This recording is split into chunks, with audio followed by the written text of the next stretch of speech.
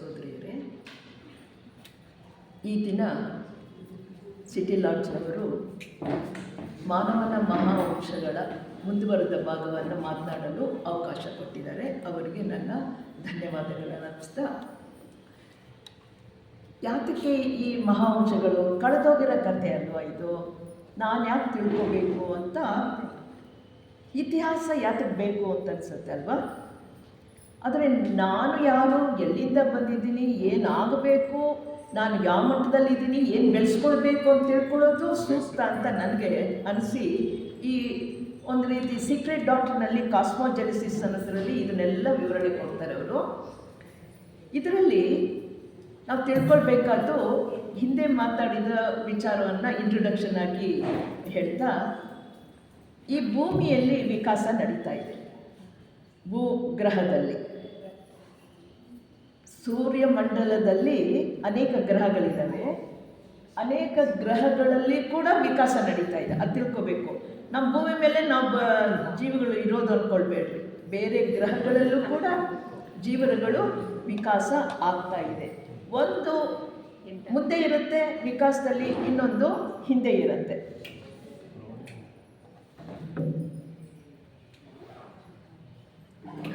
ಇದರಲ್ಲಿ ಈ ವಿಕಾಸ ಯೋಜನೆ ನಾವು ಯಾವ ಮಟ್ಟದಲ್ಲಿ ಇದ್ದೀವಿ ಎಲ್ರಿಗೂ ಗೊತ್ತಿದೆ. ನಾವೆಲ್ಲರೂ ಕೂಡ ಯಾವುದ ಹಂತದಲ್ಲಿದ್ದೀವಿ? 5ನೇ ಮಹಾವಂಶದಲ್ಲಿ ಬೆಳೀತಾ ಇದ್ದೀವಿ. 5ನೇ ಮಹಾವಂಶ, 5ನೇ ಉಪವಂಶದಲ್ಲಿ ನಾವು ಬೆಳೀತಾ ಇದ್ದೀವಿ, ಹೌದಾ?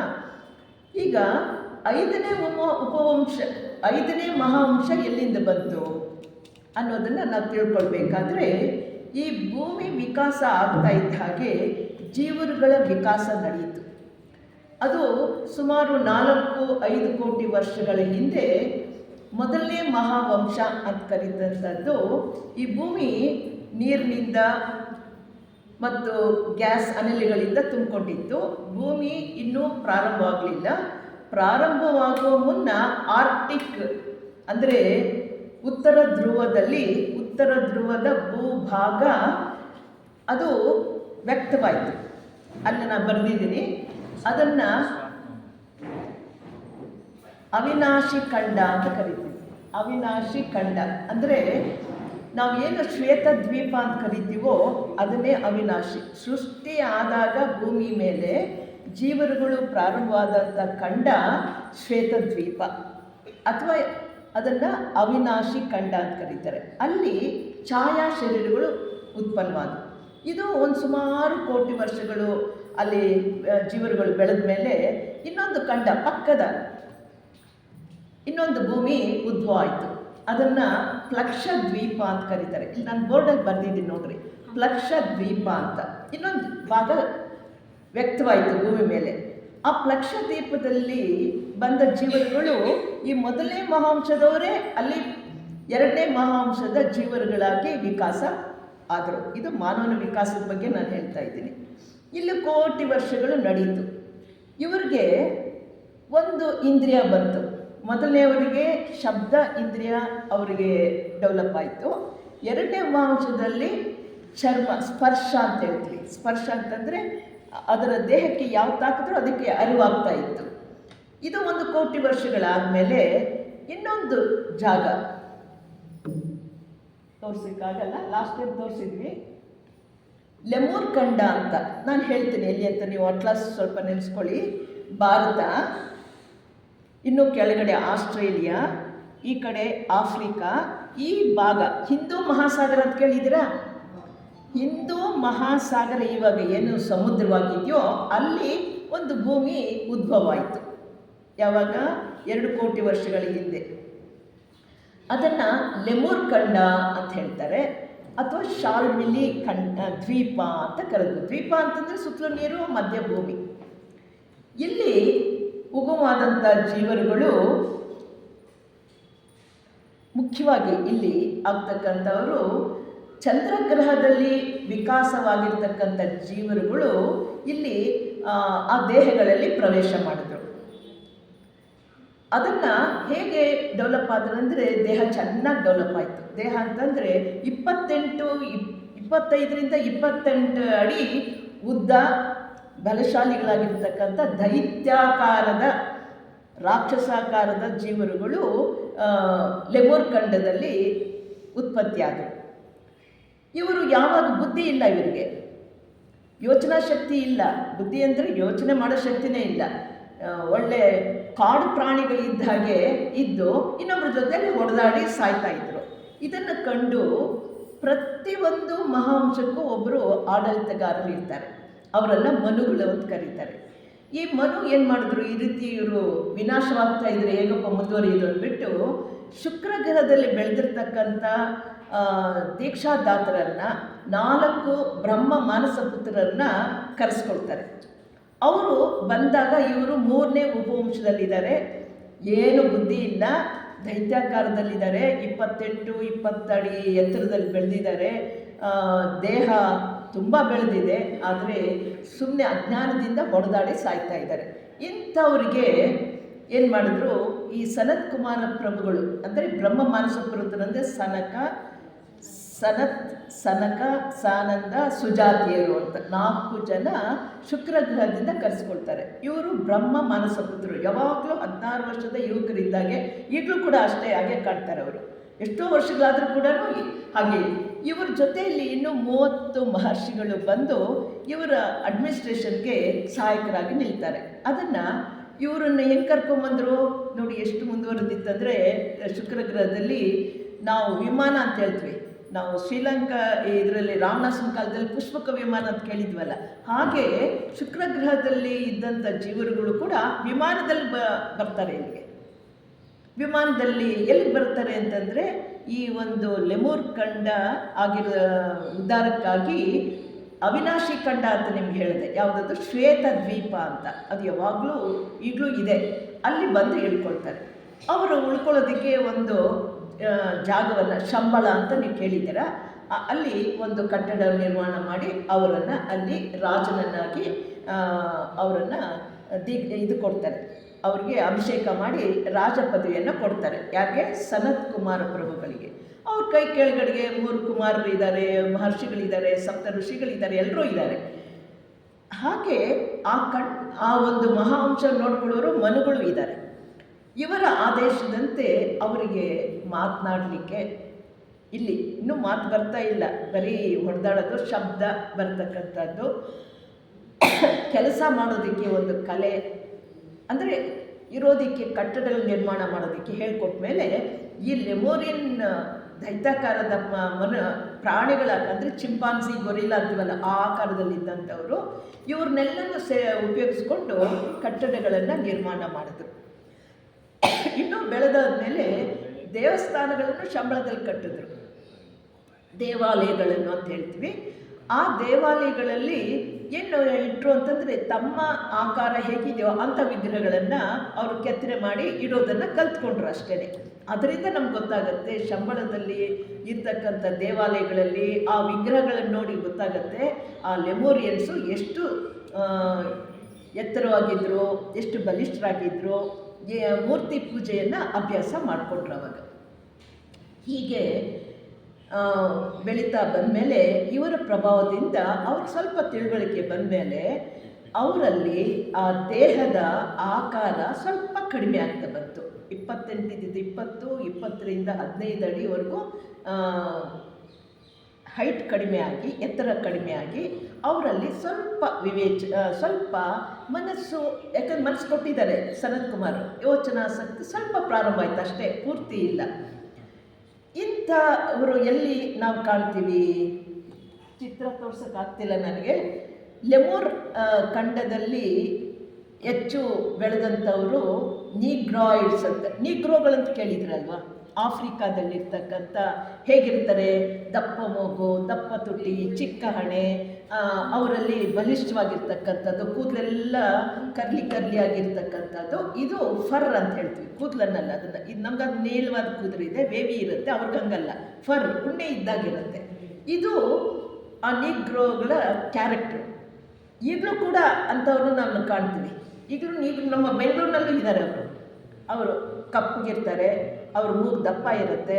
ಈಗ ಸ್ವಲ್ಪ ಮಾಡ್ರೇಟ್ ಆಗಿದ್ದಾರೆ ಬಿಡಿ, ಇಷ್ಟು ವರ್ಷಗಳಾದಮೇಲೆ. ಈಗ 5ನೇ ಉಪವಂಶದಲ್ಲಿ ಸುಮಾರು ಕೋಟಿ ವರ್ಷಗಳ 1 ಕೋಟಿ ವರ್ಷದ ಹಿಂದೆ ಇದ್ದಂಥವರು ಈಗ ಒಂದು ರೀತಿ ಆದರೂ ಕೂಡ ರೂಪ ನಿಗ್ರೋ ಮುಖ ಅವ್ರು ನೋಡಿದ ತಕ್ಷಣ ನಿಗ್ರೋಸ್ ಅಂತ ಹೇಳ್ಬಿಡ್ತೀವಿ. ಅಂಥ ಜನರಿಂದ ಇನ್ನೊಂದು ಮಹಾವಂಶ ಶುರುವಾಗಬೇಕಾದ್ರೆ ಅದನ್ನು ಆಡಳಿತವನ್ನು ನಡೆಸೋದಕ್ಕೆ ಒಬ್ಬರು ಇರ್ತಾರೆ ಅಧಿಕಾರಿಗಳು, ಅವರನ್ನು ಮನುಗಳು ಅಂತ ಹೇಳ್ತೀವಿ. ಇಲ್ಲಿ ನೆನ್ಪಿಟ್ಕೊಳ್ಬೇಕು, ಮನು ಇಸ್ ದ ಕಿಂಗ್. ಒಂದು ವಂಶವನ್ನು ಉದ್ಧಾರ ಮಾಡಬೇಕಾದ್ರೆ ಮನು ಎಲ್ಲಿ ಇವ್ರು ನುಡಿಸ್ಬೇಕು, ಏನು ಗುಣ ಬೆಳೆಸಬೇಕು ಅಂತ ನೋಡ್ಕೊಳ್ತಕ್ಕಂಥವ್ರಿಗೆ ಮನುಗಳು ಅಂತ ಹೇಳ್ತಾರೆ. ಮನು ಅಲ್ಲಿ ಚಾಕ್ಷುಸು ಮನು ಅಂತ ಯಾವುದೋ 4ನೇ ಮಹಾವಂಶ ಡೆವಲಪ್ ಆಗಬೇಕಾದ್ರೆ ಮೊದಲೇ ಅವ್ರಿಗೆ ಲೆಮೂರ್ ಖಂಡದಲ್ಲಿ ಇದ್ದಾಗಲೇ ಚಾಕ್ಷುಸು ಮನುಗೆ ಆರ್ಡರ್ ಕೊಡ್ತಾರೆ, ನಿನಗೆ ಬೇಕಾದ ಜೀವಗಳನ್ನ ಆರಿಸ್ಕೊ, ನೀನು ಮುಂದಿನ 4ನೇ ಮಹಾವಂಶವನ್ನ ಸಿದ್ಧತೆ ಮಾಡ್ಕೊ ಅಂತ ಹೇಳ್ತಾರೆ.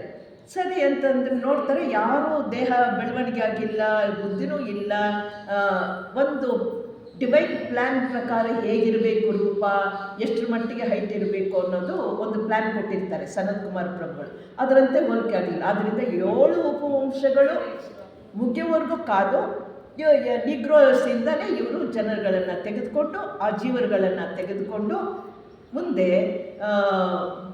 ಏನು ಮಾಡ್ತಾರೆ, ಅಟ್ಲಾಂಟಿಕ್ 1ನೇ ಮಹಾ ಉಪವಂಶದ ರೋಹ್ಮಾಲರು, ಇದೆಲ್ಲ ನಾನು ನಿಮಗೆ ಕಳೆದ ಬಾರಿ ಹೇಳಿದ್ದೀನಿ. ಯಾಕೆ 5ನೇ ಮಹಾವಂಶಕ್ಕೆ ಇವರು ಬಹಳ ಮುಖ್ಯ. ರೋಹ್ಮಾಲರು ಅಂತ ಇವರು ರಾಕ್ಷಸಾಕೃತಿ, ಅನ್ಸಿವಿಲೈಸ್ಡ್, ಅನಾಗರಿಕರು, ಬುದ್ಧಿ ಇನ್ನೂ ಏನು ಬೆಳೆದಿಲ್ಲ. ಇವರು ಉದ್ಭವ ಆಗಿದ್ದು ನಿಗ್ರೋಸಿಂದಲೇ, ಅಂದರೆ ಲೆಮೂರ್ ಖಂಡದ 7ನೇ ಉಪವಂಶದ ಜೀವರುಗಳಿಂದ ಅಟ್ಲಾಂಟಿಕ್ 4ನೇ ಮಹಾವಂಶದ 1ನೇ ಉಪವಂಶದಂಥ ರೋಹ್ಮಾಲರು 10-12 ಅಡಿ ಕಳೆದು ಅಲ್ಲಿ 15 ಅಡಿ ಇತ್ತು. ಈಗ ಹುಟ್ಟಿದವ್ರನ್ನ, ಏಕೆಂದರೆ ಮನುಗಳು ಏನು ಮಾಡ್ತಾರೆ, ಇವರನ್ನು ಬಳಸ್ಕೊಂಡು ತಮ್ಮ ಶಿಷ್ಯರನ್ನು ಅವರ ಜೊತೆಯಲ್ಲಿ ಸೇರಿಸಿ ಅವರ ದೇಹದ ಆಕೃತಿಯನ್ನು ಕಡಿಮೆ ಮಾಡ್ತಾರೆ. ಜೊತೆಗೆ ಕಪ್ಪು ಬಣ್ಣ ಇದ್ದವರು, ನಿಗ್ರೋಸ್ ಅಂದರೆ ಕಪ್ಪು, ಇವರನ್ನು ಕಂದು ಬಣ್ಣಕ್ಕೆ ಬದಲಾಯಿಸ್ತಾರೆ. ಎತ್ತರ ಕಡಿಮೆ ಮಾಡ್ತಾರೆ ಮತ್ತು ಬಣ್ಣ ಕಪ್ಪಿನಿಂದ ಕಂದು ಬಣ್ಣ ಆಗುತ್ತೆ.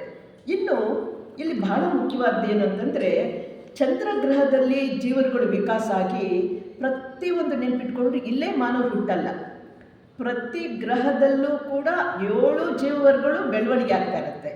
ಇಲ್ಲಿ ಚಂದ್ರಗ್ರಹದಲ್ಲಿ ಪ್ರಾಣಿಗಳಾಗಿದ್ದವರು ಅಲ್ಲಿ ವಿಕಾಸವಾಗಿ ಮನುಷ್ಯರಾಗ್ತಾರೆ, ಇಂಡಿವಿಜುವಲೈಸೇಷನ್ ಅಂತೀವಿ. ಅಂಥವರು ವ್ಯಕ್ತೀಕರಣ ಹೊಂದಿರತಕ್ಕಂಥವರು ಇಲ್ಲಿ ಮಾನವರಾಗಿ ಬೆಳವಣಿಗೆ ಆಗ್ತಾರೆ. ಚಂದ್ರಗ್ರಹದಲ್ಲಿ ಸಸ್ಯಗಳಾಗಿರೋರು ಭೂಗ್ರಹದಲ್ಲಿ ಬಂದಾಗ ಅವರು ಪ್ರಾಣಿಗಳಾಗಿ ಡೆವಲಪ್ ಆಗ್ತಾರೆ. ಇವರು ಇನ್ನೂ ಹೇಳೋದಾದರೆ ಶುಕ್ರ ಗ್ರಹದಲ್ಲಿ ಪ್ರಾಣಿಗಳಾಗಿದ್ದವರು ಚಂದ್ರಗ್ರಹಕ್ಕೆ ಬಂದಾಗ ಮನುಷ್ಯರಾಗ್ತಾರೆ. ಇದು ಬಹಳ ನಮ್ಮ ಥಿಯಾಸಫಿಕಲ್ ಸೊಸೈಟಿಗೆ ಕನೆಕ್ಷನ್ ಎಷ್ಟಿದೆ ಅಂತಂದರೆ, ನಾವು ಯಾರು ನಮ್ಮ ನಾಯಕರು ಬೆಸೆಂಟ್ರ್ ಆಗಿರ್ಬೋದು, ಲೆಡ್ಬಿಟ್ರ್ ಆಗಿರ್ಬೋದು, ಜೆ ಕೃಷ್ಣಮೂರ್ತಿ ಆಗಿರ್ಬೋದು, ನಿತ್ಯಾನಂದ ಆಗಿರ್ಬೋದು, ಬ್ಲಾವೆಟ್ಸ್ಕಿ ಆಲ್ಕಾಟ್ರು, ದಾಮೋದರ್, ಇವರೆಲ್ಲ ಹೆಸರು ಕೇಳಿದ್ರಲ್ಲ, ಇವರೆಲ್ಲರೂ ಕೂಡ ನಮ್ಮ ಭೂಗ್ರಹದಲ್ಲಿ ಬೆಳೆದವರಲ್ಲ. ಅವರೆಲ್ಲರೂ ಕೂಡ ಚಂದ್ರಗ್ರಹದಲ್ಲಿ ಕೆಲವರು ಪ್ರಾಣಿಗಳಾಗಿದ್ದರು, ಇನ್ನು ಕೆಲವರು ಶುಕ್ರ ಗ್ರಹದಲ್ಲಿ ಪ್ರಾಣಿಗಳಾಗಿದ್ದು, ಈಗ ನಾವು ಮೌರ್ಯರು ಮತ್ತು ಕುತುಬಿ ಮಹರ್ಷಿಗಳಂತ ಹೇಳ್ತೀವರಲ್ಲ, ಇವರೆಲ್ಲರೂ ಕೂಡ ಶುಕ್ರ ಗ್ರಹದಲ್ಲಿ ಪ್ರಾಣಿಗಳಾಗಿದ್ದರು. ಚಂದ್ರಗ್ರಹಕ್ಕೆ ಬಂದಾಗ ಅವರೇನಾಗ್ತಾರೆ, ಮನುಷ್ಯರಾಗ್ತಾರೆ. ಆ ಮನುಷ್ಯರಾಗಿ ಡೆವಲಪ್ ಆದಮೇಲೆ ಅವರು ದೀಕ್ಷೆಯನ್ನು ಪಡ್ಕೊಂಡು ಭೂಗ್ರಹಕ್ಕೆ ಆಮೇಲೆ ಬರ್ತಾರೆ. ಯಾರು? ಮೌರ್ಯರು. ಹಾಗೆ ವೈವಸ್ವತಮನು ಕೂಡ, ನಾವು ವೈವಸ್ವತಮನು, ಮೈತ್ರೇಯರು, ಬುದ್ಧರು ಅಂತ ಹೇಳ್ತೀವಲ್ಲ, ಅವ್ರಿಗೆಲ್ಲ ಬೇರೆ ಬೇರೆ ಹೆಸರಿದೆ. ಇದರಲ್ಲಿ ತುಂಬ ಚೆನ್ನಾಗಿ ಮಾನವ ಎಲ್ಲಿಂದ ಹೇಗೆ ಅನ್ನೋದರಲ್ಲಿ ಹಿಂದಿನ ಹೆಸರುಗಳನ್ನೆಲ್ಲ ಹೇಳ್ತಾರೆ. ವಿರಾಜ್ ಅಂತ ಹೇಳ್ತಾರೆ, ಮಾರ್ಸ್ ಅಂತ ಹೇಳ್ತಾರೆ, ಮರ್ಕ್ಯುರಿ ಅಂತ ಹೇಳ್ತಾರೆ, ಜುಪಿಟರ್, ವೀನಸ್, ಸ್ಯಾಚುರನ್, ಇವೆಲ್ಲ ಹೆಸರು ಕೊಟ್ಟಿರೋರಿಗೆ ಆಗಿನ ಕಿಂಕರರು ಈಗ ಈ ಸನತ್ ಕುಮಾರ ಪ್ರಭುಗಳ ಜೊತೆಯಲ್ಲಿ ಕೆಲಸ ಮಾಡೋಕ್ಕೆ ಬಂದಿರೋರು. ಬಹಳ ಚೆನ್ನಾಗಿ ಅವ್ರನ್ನ ಉಪಯೋಗಿಸ್ಕೊಂಡು ವಂಶಗಳನ್ನು ಅಭಿವೃದ್ಧಿ ಮಾಡೋ ಕೆಲಸವನ್ನು ಮಾಡ್ತಾರೆ. ಈಗ ನಾನು ಹೇಳ್ತಾ ಇರೋದು ಈ 4ನೇ ಮಹಾವಂಶ ಅಂದರೆ ಅಟ್ಲಾಂಟಿಕ್ ಜನಾಂಗ. 4ನೇ ಮಹಾವಂಶ ಅಂತಂದರೆ ಅಟ್ಲಾಂಟಿಕ್ ಜನಾಂಗ. ಈ ಮಹಾವಂಶವನ್ನು ನೋಡ್ಕೊಳ್ತಕ್ಕಂಥವ್ರು ಯಾರು? ವೈವಸ್ವತ ಮನು. ವೈವಸ್ವತ ಮನು ಅಂದರೆ 5ನೇ ಮಹಾವಂಶದಕ್ಕೆ ವೈವಸ್ವತ ಮನು. 4ನೇ ಉಪವಂಶದ ಮನು ಚಾಕ್ಷುಷು ಮನು. ಚಾಕ್ಷುಷು ಮನು ಇವರನ್ನು ಡೆವಲಪ್ ಮಾಡ್ತಾ ಇರಬೇಕಾದ್ರೆ ಇವ್ರಿಗೊಂದು ಆರ್ಡರ್ ಕೊಡ್ತಾರೆ, ನೀವು ಇವರನ್ನು ನಿಮ್ಗೆ ಬೇಕಾದ ಜೀವರುಗಳೆಲ್ಲ ಆರಿಸ್ಕೊಳ್ಳಿ ಅಂತ ಹೇಳ್ತಾರೆ. ಯಾರು? ಚಾಕ್ಷುಷು ಮನುಗೆ. 4ನೇ ಮಹಾವಂಶದ ಮನುಗಳು ಚಾಕ್ಷುಷು ಮನು. ಅವ್ರಿಗೆ 3ನೇ ಮಹಾವಂಶದಲ್ಲಿ ಬೆಳೀತಾ ಇರುವಾಗಲೇ ಹೇಳ್ತಾರೆ, ನಿಮ್ಗೆ ಬೇಕಾದ ಜೀವರುಗಳು ತಗೊಳ್ಳಿ ಅಂತ. ಆದರೆ ಯಾರೂ ರೆಡಿ ಇಲ್ಲ ಅಂದ್ಬಿಟ್ಟು ಈ ನೀಗ್ರೋಸನ್ನು ಬಳಸ್ಕೊಂಡು 4ನೇ ಮಹಾವಂಶದ ಉಪವಂಶಗಳನ್ನು ತಯಾರು ಮಾಡೋದಕ್ಕೆ ಅವರು ಅವರ ದೇಹದ ಬಣ್ಣವನ್ನು ಬದಲಾಯಿಸ್ತಾರೆ, ಎತ್ತರವನ್ನು ಕಡಿಮೆ ಮಾಡ್ತಾರೆ, ಸ್ವಲ್ಪ ಅವರ ಸ್ಥೂಲ ದೇಹ ಸರಿಯಾದ ಪ್ರೊಫೆಷ್ನಲಿ ಡೆವಲಪ್ ಆಗುವಾಗೆ, ಸ್ವಲ್ಪ ಮನಸ್ಸು ಬೆಳೆಯೋ ಹಾಗೆ ಸಹಾಯ ಮಾಡ್ತಾರೆ. ಯಾರು? ಚಾಕ್ಷುಷು ಮನು. ಮತ್ತೊಮ್ಮೆ ಹೇಳ್ತಿದ್ದೀನಿ, ಚಾಕ್ಷುಷು ಮನು 4ನೇ ಮಹಾವಂಶದ ಮನುಗಳು. ಅಂದರೆ ಅವ್ರನ್ನೆಲ್ಲ ಬೆಳೆಸೋದು, ಅವ್ರನ್ನೆಲ್ಲ ನೋಡ್ಕೊಳ್ತಕ್ಕಂಥವ್ರು. ಈಗ ರೋಕ್ಮಾಲರು ರಾಕ್ಷಸಾಕೃತಿ ಇದ್ದರು. ನಂತರ ಟಾಲ್ವೆಲ್ಟಿ, ಟಾಲ್ಟೆಕ್ ಅಂತ ಉಪವಂಶಗಳು ಬರ್ತಾರೆ. ಆಮೇಲೆ ತುರೇನಿಯನ್, ಸಮೈಟ್ ಮತ್ತು ಅಕೇಡಿಯನ್ ಮತ್ತು ಮಂಗೋಲಿಯನ್ಸ್ ಅಂತ. ಇದು ಲಾಸ್ಟ್ ಟೈಮ್ ನಿಮ್ಗೆ ಹೇಳಿದ್ದೀನಿ, 7 ಉಪವಂಶಗಳು ಒಂದರ ನಂತರ ಒಂದು ಬರೋದು. ಈ ಉಪವಂಶಗಳನ್ನೆಲ್ಲನೂ ಬೆಳಕಿಗೆ ಬರಬೇಕಾದ್ರೆ ಯಾರ ಕೆಲಸ? ಚಾಕ್ಷುಷು ಮನುವಿನ ಕೆಲಸ, ಮನುಗಳ ಕೆಲಸ. 4ನೇ ಮಹಾವಂಶದ ಮನುಗಳಿಗೆ ಚಾಕ್ಷುಷು ಅಂತ ಹೆಸರಿದೆ. ಮನು ಅಂತ ತಿಳ್ಕೊಂಬಿಡಿ ಸಾಕು.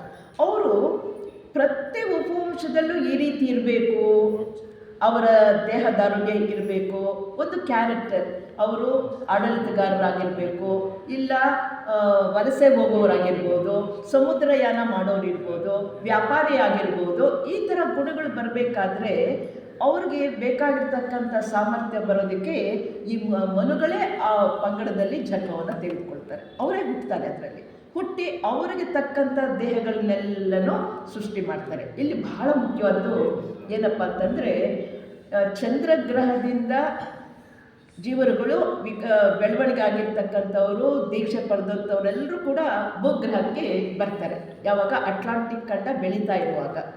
ಇನ್ನೊಂದು ಬಹಳ ಮುಖ್ಯವಾದದ್ದು ಏನು ಅಂತಂದರೆ, ಶುಕ್ರ ಗ್ರಹದಲ್ಲಿ ಸನತ್ ಕುಮಾರ ಪ್ರಭುಗಳ ಜೊತೆಯಲ್ಲಿ ಇದ್ದಂಥ ಪ್ರಾಣಿಗಳು ಏನಾಗತ್ತೆ ಅಂತಂದರೆ, ಇವ್ರ ಸಂಪರ್ಕದಲ್ಲಿ ಇದ್ದವರು ಬೆಳೆದಿರ್ತಾರೆ. ಅವ್ರು ಅಷ್ಟು ಪ್ರಾಮಾಣಿಕವಾಗಿ ಬೆಳೆದಂಥವರು. ಅವ್ರದ್ದು ಒಂದು ಗುಂಪು ಈ 4ನೇ ಮಹಾವಂಶ ಬೆಳೀತಾ ಇರುವಾಗ ಶುಕ್ರ ಗ್ರಹದಿಂದ ನೇರವಾಗಿ ನಮ್ಮ ಭೂಗ್ರಹಕ್ಕೆ ಬರ್ತಾರೆ. 105 ಜನ ಬರ್ತಾರೆ. ಅಂದರೆ ಏನಾಗುತ್ತೆ, ಪ್ರಾಣಿಗಳಿದ್ದವರು ಒಂದು ಗ್ರಹದಲ್ಲಿ ಪ್ರಾಣಿಗಳಾಗಿದ್ದವರು ವ್ಯಕ್ತೀಕರಣ ಆದರೆ ಮನುಷ್ಯನಾಗಿ ಬೆಳವಣಿಗೆ ಆಗಬೇಕು, ಇನ್ನೊಂದು ಗ್ರಹಕ್ಕೆ ಹೋಗಬೇಕು ಅವರು. ಈಗ ಅವರು ಚಂದ್ರಗ್ರಹಕ್ಕೆ ಹೋಗಿರಲಿಲ್ಲ.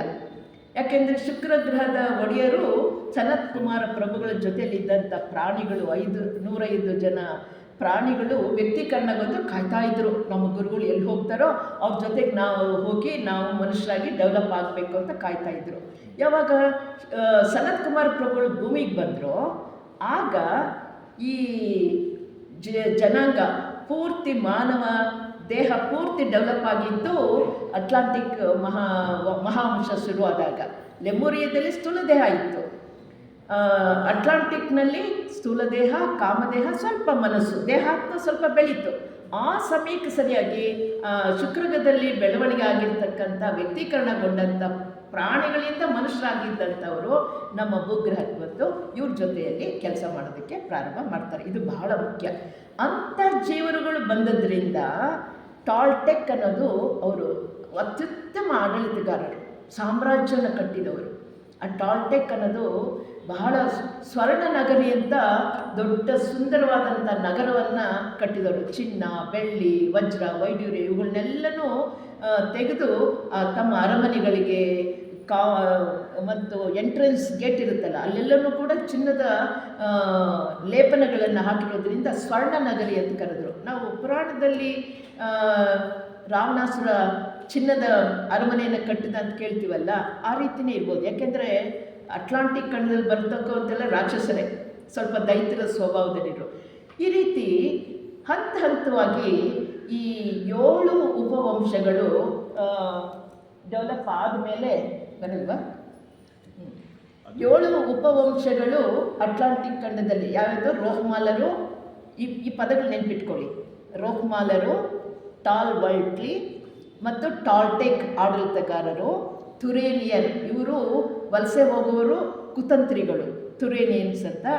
ನಂತರ ಸಮೈಟ್ಸ್ ಅನ್ನೋರು 5ನೇದವರು. 6ನೇದವರು ಅಕೇಡಿಯನ್ಸ್. ಅಕೇಡಿಯನ್ಸ್ ಅಂತಂದರೆ ಈ ತುರೇನಿಯರಿಂದಲೇ ಹುಟ್ಟಿ ಬಂದವರು 6ನೇ ಉಪವಂಶದವರು ತುರೇನಿಯನ್ಸ್ ಅಂತ. ಈ ಪದಗಳು ಆರ್ಯ ವಂಶಕ್ಕೆ ಬೇಕಾಗುತ್ತೆ, ಅದರಿಂದ ತುರೇನಿಯನ್ಸ್ ಮತ್ತು ಮಂಗೋಲಿಯನ್ಸ್ ಅಂತ. ಈಗ ನಿಮಗೆ ಇಲ್ಲಿ ನಾನು ಹೇಳ್ತಾ ಟಾಲ್ಟೆಕ್ ಅಂತಕ್ಕಂಥವರು ಈ ವಂಶಗಳೆಲ್ಲನೂ ಉದ್ಭವ ಆದಮೇಲೆ ಒಂದೊಂದು ಸ್ವಲ್ಪ ವರ್ಷಗಳಲ್ಲಿ ಈ 5 ಉಪವಂಶಗಳು ಉತ್ಪತ್ತಿಯಾಗಿ ಅಟ್ಲಾಂಟಿಕ್ ಖಂಡವನ್ನೆಲ್ಲ ಆಕ್ರಮಿಸ್ಕೊಳ್ತು. ಆಗ ಇವರುಗಳಿಗೆ ಒಂದು ಮಾಟ ಮಂತ್ರ ಕಲಿತರು, ಕೆಲವರು ಆಧ್ಯಾತ್ಮಿಕ ವಿದ್ಯೆಯನ್ನು ಕಲಿತರು, ಕಾಮ ಶರೀರದಲ್ಲಿ ಆಸ್ಟ್ರಲ್ ಪ್ಲೇನ್ನಲ್ಲಿ ಕಾಮಲೋಕದಲ್ಲಿ ವಿಹರಿಸ್ತಕ್ಕಂಥ ಬಂದರು.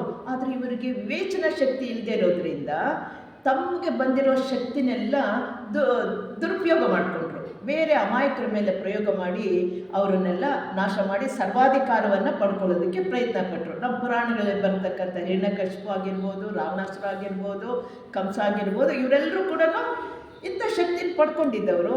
ಆದರೆ ಅವರಲ್ಲಿ ವಿವೇಚನಾ ಶಕ್ತಿ, ಬುದ್ಧಿ ಇನ್ನೂ ಬೆಳೆದಿಲ್ಲ, ಪೂರ್ಣ ಮನಸ್ಸು ಬೆಳೆದಿರದ ಕಾರಣ ಆಗ ಇವರ ಕಾಟ ತಾಡಲಾರದೆ ಏನಾಯಿತು, 8 ಲಕ್ಷ ವರ್ಷಗಳ ಹಿಂದೆ ಒಂದು ಸಲ ಜಲಪ್ರಳಯ ಬಂದ್ಬಿಡುತ್ತೆ. ಜಲಪ್ರಳಯದಲ್ಲಿ ಅಂತಂದರೆ ಫ್ಲಡ್ಸು, ಪ್ರವಾಹಗಳು ಬಂದು ಹೆಚ್ಚಿನ ಭಾಗ ಅಟ್ಲಾಂಟಿಕ್ ಖಂಡ ಮುಳುಗೋಯ್ತು. ಈಗ ಅಟ್ಲಾಂಟಿಕ್ ಸಮುದ್ರ ಅಂತೀವಲ್ಲ, ಅಲ್ಲಿ ಖಂಡ ಇತ್ತು. ಎಲ್ಲಿ ನಾನು ಆಗಲೇ ಹೇಳಿದೆ, ಈ ಕಡೆ ಅಮೇರಿಕಾ, ಈ ಕಡೆ ಆಫ್ರಿಕಾ, ಮೇಲೆ ಯುರೋಪ್, ಈ ಜಾಗದಲ್ಲಿ ಅಟ್ಲಾಂಟಿಕ್ ಖಂಡ ಬರುತ್ತೆ. ಈ ಅಟ್ಲಾಂಟಿಕ್ ಖಂಡದಲ್ಲಿ 7 ಉಪವಂಶಗಳು ಬೆಳೆದ ಮೇಲೆ ಅವರಲ್ಲಿರ್ತಕ್ಕಂಥ ಮಾಟ ಮಂತ್ರ, ಆಧ್ಯಾತ್ಮಿಕ ಶಕ್ತಿ ದುರುಪಯೋಗ ಮಾಡಿಕೊಂಡಾಗ ಹೆಚ್ಚು ಜನರಿಗೆ ಹಾನಿ ಆಗ್ತಾ ಇದ್ದಾಗ ಏನು ಮಾಡಿದ್ರು, ಶ್ವೇತಶ್ರೀ ಸಂಘದ ಸನತ್ ಕುಮಾರರು ಏನು ಮಾಡ್ತಾರೆ, ಆ ಖಂಡವನ್ನು ಮುಳುಗಿಸ್ತಾರೆ. ಅಂದರೆ ಪೂರ್ತಿ ಡೆಸ್ಟ್ ಆಗಲ್ಲ, ಕೆಟಾಸ್ಟ್ರೋಫಿ ಅಂತ ಹೇಳ್ತಾರೆ. ಒಂದು ಭೂಕಂಪ ಬಂದು ಎಲ್ಲ ಜಲಪ್ರಳಯದಲ್ಲಿ ಅರ್ಧ ಭಾಗ ಮುಳುಗೋಗುತ್ತೆ. ಅರ್ಧ ಭಾಗ ಮುಳುಗೋದ್ಮೇಲೆ ಇನ್ನೂ ಒಂದು ಸಲ ಇನ್ನೂ ಅವರು ಉಪಟಳ ಕಡಿಮೆ ಆಗಲ್ಲ. 2 ಲಕ್ಷ ವರ್ಷಗಳ ಹಿಂದೆ, ಕ್ರಿಸ್ತಪೂರ್ವ 2 ಲಕ್ಷ ವರ್ಷಗಳು ಮತ್ತೊಮ್ಮೆ ಜಲಪ್ರಳಯ ಆಗುತ್ತೆ. ಆಗ ಅಟ್ಲಾಂಟಿಕ್ ಖಂಡದಲ್ಲಿ 2 ದ್ವೀಪಗಳು ಉಳ್ಕೊಳ್ಳುತ್ತೆ, ರೂತ, ದೈತ ಅಂತ 2 ದ್ವೀಪಗಳು ಉಳ್ಕೊಳ್ತೆ. ಇನ್ನು ಅಷ್ಟು ಮಹಾ ದೊಡ್ಡ ಖಂಡ ಈ ಜಲಪ್ರಳಯದಿಂದ ಮುಳುಗೋಗಿ 2 ಇರುತ್ತೆ. ಈ ಸನ್ನಿವೇಶದಲ್ಲಿ ಈಗಾಗಲೇ ಇದನ್ನೆಲ್ಲ ಆಗಬೇಕಾದ್ರೆ 2 ಲಕ್ಷ ವರ್ಷಗಳು, ಇನ್ನೂ 1 ಲಕ್ಷ ವರ್ಷ ಕಳೆಯುವಷ್ಟೊತ್ತಿಗೆ ವೈವಸ್ವತ ಮನುಗೆ ಒಂದು ಸಂದೇಶ ಮೊದಲನೇ ಹೇಳಿರ್ತಾರೆ. ನೋಡಪ್ಪ, ನೀನು ಮುಂದಿನ 5ನೇ ಮಹಾವಂಶವನ್ನು ನೀನು ಕಟ್ಟಬೇಕು, ಅವರು ನೋಡ್ಕೊಳ್ಬೇಕು, ನೀನು ಜವಾಬ್ದಾರಿ ಕೊಟ್ಟಿದ್ದೀವಿ ಅಂತಂದರೆ ಅವರು ವೈವಸ್ವತ ಮನು, ನಾವು ಹೇಳ್ತೀವಲ್ಲ 5ನೇ ಮಹಾವಂಶದ ಮನುಗಳ ಹೆಸರು ವೈವಸ್ವತ ಮನಸ್ಸು, ಅಟ್ಲಾಂಟಿಕ್ ಖಂಡದ ಮನುಗಳು ಚಾಕ್ಷುಷ ಮನು ಅಂತ. ಆಯಿತಾ? ಇವರು 10 ಲಕ್ಷ ವರ್ಷಗಳ ಹಿಂದೆನೇ ಪ್ಲ್ಯಾನ್ ಮಾಡ್ಕೊಂಡ್ಬಿಡ್ತಾರೆ. ಯಾರಪ್ಪ ಇದ್ದಾರೆ, ಭವಿಷ್ಯದ 5ನೇ ಮಹಾವಂಶಕ್ಕೆ ಬೇಕಾದ ಜೀವರುಗಳು ಯಾರಿದ್ದಾರೆ, ಇವರೆಲ್ಲ ನೋಡಿದ್ರು. ರಾಕ್ಷಸ ಟಾಲ್ಟೆಕ್ನವರು ಉತ್ತಮರೇ, ಕೆಲವರು ಸ್ವಲ್ಪ ಬಗ್ಗೆ ಟಾಲ್ವೆಲ್ಟ್ ಅವರು ಪರವಾಗಿಲ್ಲ, ತುರೇನಿಯರು ಬಹಳ ಕೆಡ್ತಿದ್ರು, ಸಮೈಟ್ರು ಪರವಾಗಿಲ್ಲ, ಸ್ವಲ್ಪ ಇದಾಗಿದ್ದರು. ಅಕೇಡಿಯನ್ಸು ಸ್ವಲ್ಪ ಅಷ್ಟು ಧೈರ್ಯ ಮಾಡ್ತಾ ಇರಲಿಲ್ಲ, ಸ್ವಲ್ಪ ಮೋಸ ಮಾಡ್ತಕ್ಕಂಥ ಜನ ಇದ್ದರು. ಮತ್ತು ಮಂಗೋಲಿಯನ್ಸು ಇವರೆಲ್ಲರೂ ಎಲ್ಲಿ ಹೋದರು, ಒಂದು ಕಡೆ ಇರಲಿಲ್ಲ. ಟಾಲ್ಟೆಕ್ನವರು ಯುರೋಪ್ ಕಡೆ ಹೋದರು, ಮಧ್ಯ ಏಷ್ಯಾ ಕಡೆ ಹೋದರು, ಅಲ್ಲಿ ತಮ್ಮ ಸಾಮ್ರಾಜ್ಯವನ್ನು ಸ್ಥಾಪನೆ ಮಾಡಿದ್ರು.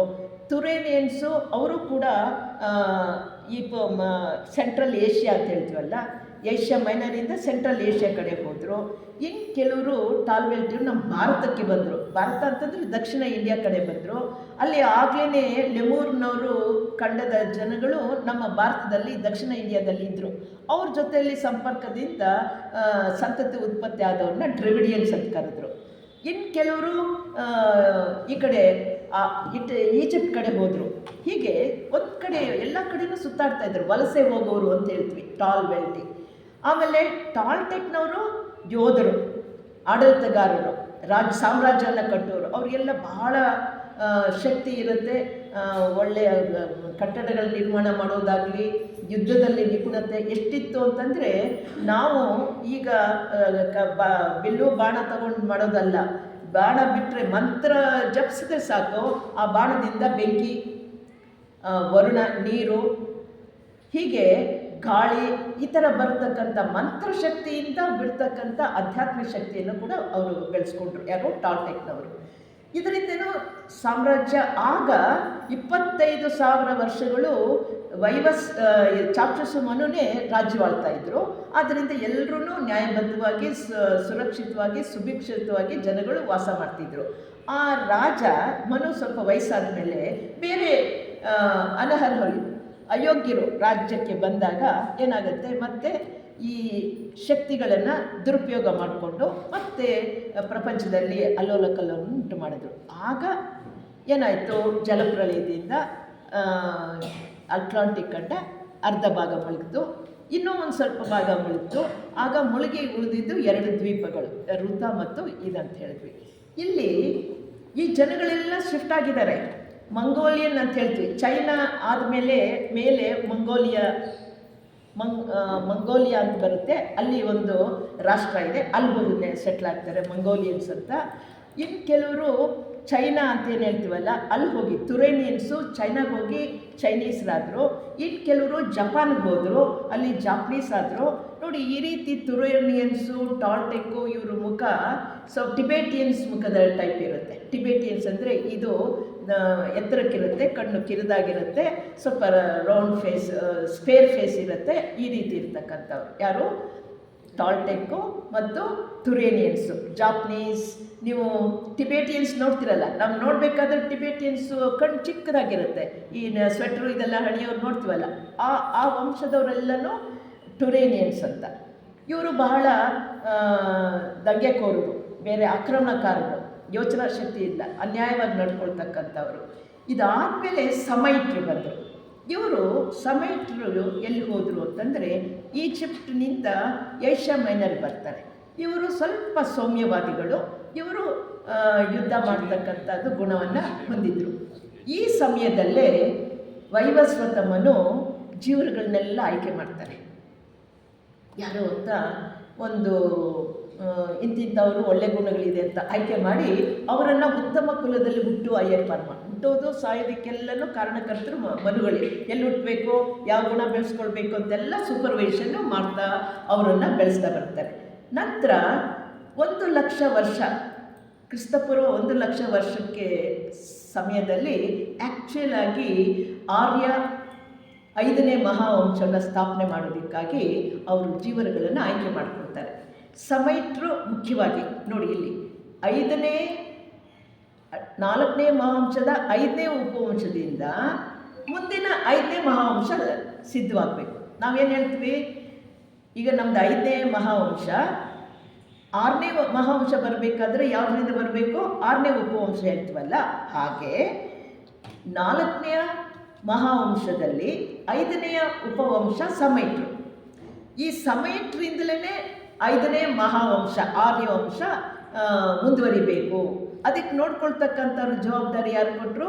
ವೈವಸ್ವತ ಮನು. ಇವರು ಪೂರ್ಣವಾಗಿ ಆ ಜೀವರುಗಳನ್ನೆಲ್ಲನೂ ಆಯ್ಕೆ ಮಾಡಿಕೊಂಡು ಒಂದು ಜಾಗದಲ್ಲಿ ಸುಮಾರು 1,00,000 ವರ್ಷಗಳ ಹಿಂದೆ ಇವ್ರನ್ನೆಲ್ಲ ಆಯ್ಕೆ ಮಾಡ್ಕೊಳ್ತಾರೆ. ಯಾಕೆ ಅಂತಂದರೆ 2 ಜಲಪ್ರಳಯಗಳಾಗ್ಬಿಟ್ಟಿದೆ, ಇನ್ನೊಂದು ಬರಲಿದೆ. ಆ ಜಲಪ್ರಳಯ, ಯಾಕೆಂದರೆ ಇವರು ಬಹಳ ಕಾಮಿಗಳು, ದುರಾಚಾರದವರು, ಮಾಟ ಮಂತ್ರ ಮಾಡೋದು, ಬೇರೆಯವರಿಗೆ ಸಂಮೋಹನ ಮಾಡ್ತಕ್ಕಂಥವ್ರು, ತುಂಬ ದುಷ್ಟ ಗುಣಗಳನ್ನು ಬೆಳೆಸ್ಕೊಂಬಿಟ್ಟಿದ್ರು. ಯಾರು? ಅಟ್ಲಾಂಟಿಕ್. ಇಂಥವರಿಂದ ಮಾನವನ ಪ್ರಗತಿ ಕುಂಠಿತವಾಗುತ್ತೆ ಅಂತ ಇವರನ್ನು ಏನು ಮಾಡಿದ್ರು, ಅಲ್ಲಲ್ಲೇ ತುಳಿತಾ ಬಂತಂದರೆ ಜಲಪ್ರಳಯದಲ್ಲಿ ಮಾಡ್ತಾ ಬಂದರು. ಈ ಮಾಟ ಮಂತ್ರ ಮಾಡ್ತಕ್ಕಂಥವರನ್ನು 3ನೇ ಬಾರಿ 75,025ರಲ್ಲಿ 75,020 ಇನ್ನೊಂದು ಜಲಪ್ರಳಯ ಬರುತ್ತೆ ಅಂತ ಗೊತ್ತಾಗಿರುತ್ತೆ ಅವರಿಗೆ. ಯಾರಿಗೆ? ಮನುಗಳಿಗೆ. ಅದಕ್ಕಿಂತ ಮೊದಲು ಈ ಜೀವರುಗಳನ್ನೆಲ್ಲ ಆಯ್ಕೆ ಮಾಡ್ಕೊಳ್ಬೇಕು ಅಂತ ಆಯ್ಕೆ ಮಾಡ್ತಾರೆ. ಯಾವ ರೀತಿ ಆಯ್ಕೆ ಮಾಡ್ತಾರೆ ಅಂದರೆ, ಸಮೈಟ್ರಲ್ಲಿ 6ರಲ್ಲಿ 5 ಭಾಗ, 6 ಭಾಗ ಮಾಡಿದ್ರೆ ಅದರಲ್ಲಿ ಹೆಚ್ಚು ಭಾಗ ಸಮೇಟ್ರು. ಮತ್ತು ಟಾಲ್ಟೆಕ್ ಅಂತ ಹೇಳಿದ್ರಲ್ಲ, ಅವರು ಬಹಳ ಯೋಧರು, ಆಡಳಿತಗಾರರು.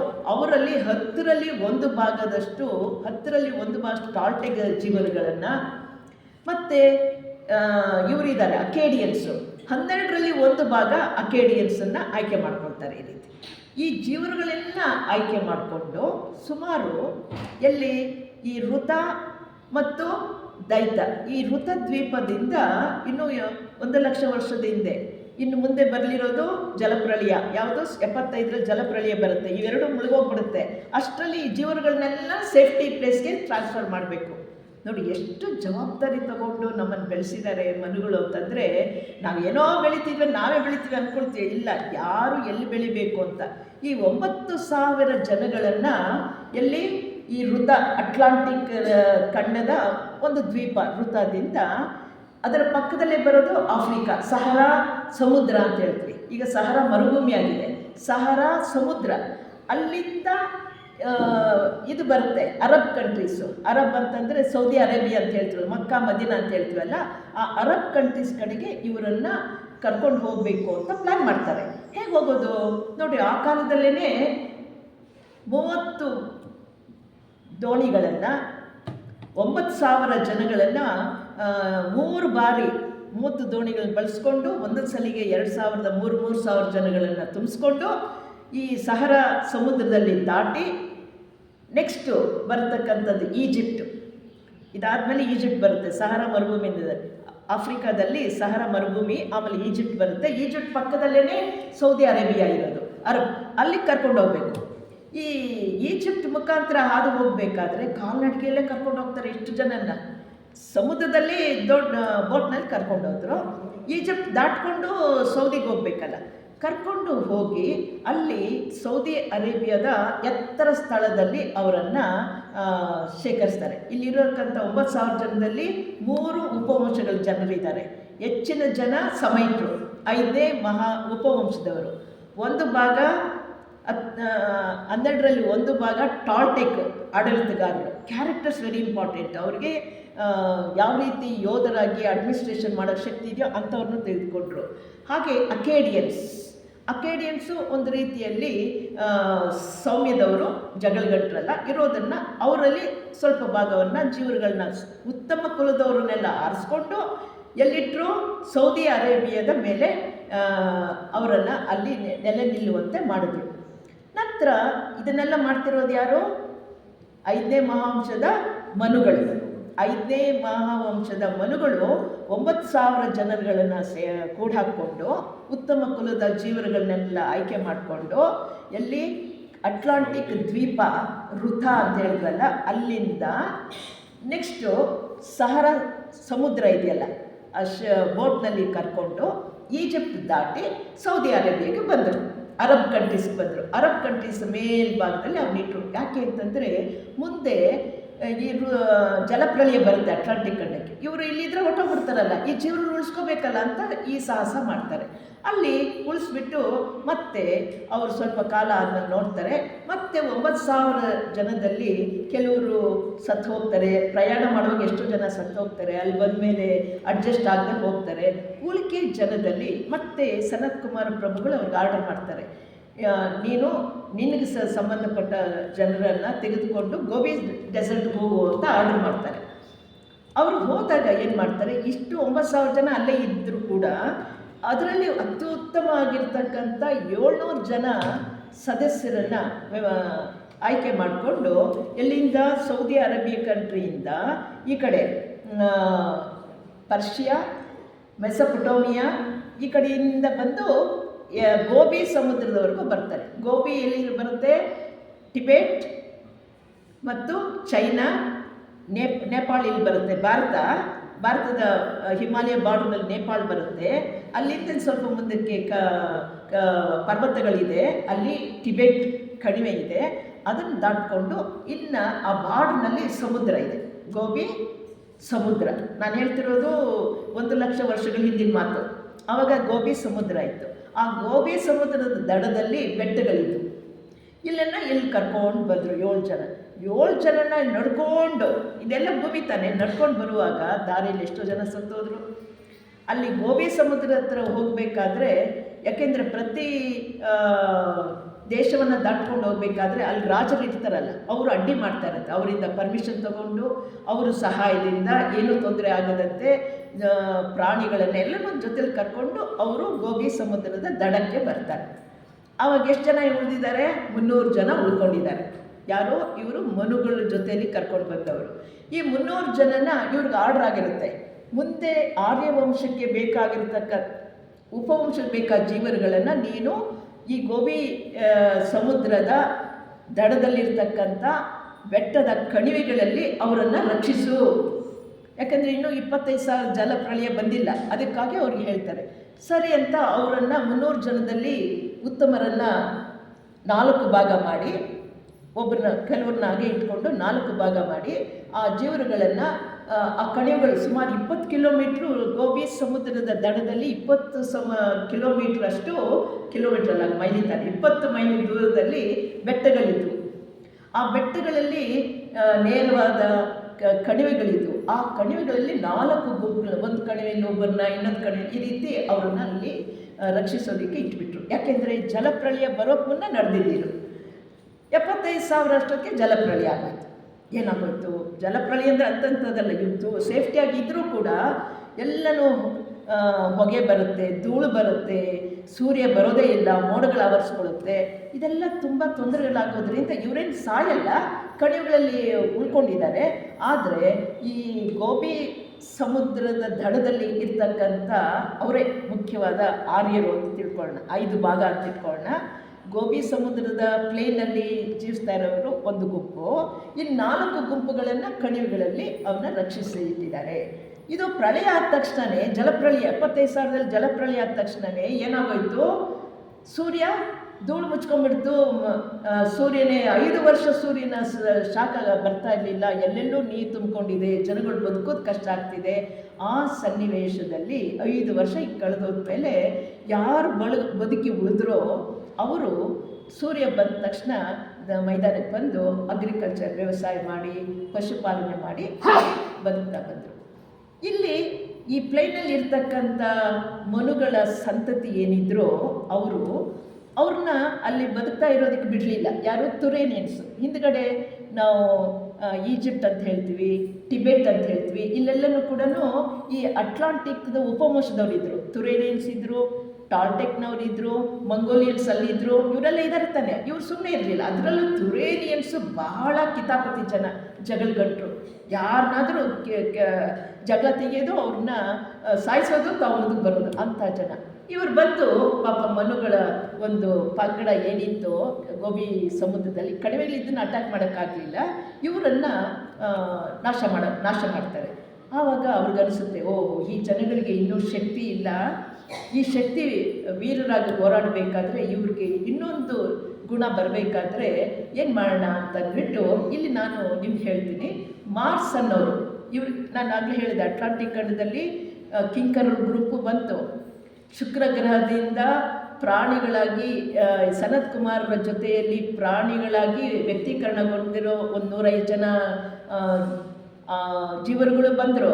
ಹಾಗೆ ಚಂದ್ರಗ್ರಹದಲ್ಲಿ ವ್ಯಕ್ತೀಕರಣ ಒಂದು ಬೆಳೆದಿರ್ತಕ್ಕಂಥ ಜೀವರುಗಳು ಕೂಡ ಆಗಾಗ್ಗೆ ಬಂದು, ಆತ್ಮರುಗಳು ಬರಬೇಕಲ್ಲ, ದೇಹ ರೆಡಿ ಆದರೆ ಆತ್ಮಗಳು ಎಲ್ಲಿಂದ ಬರುತ್ತೆ?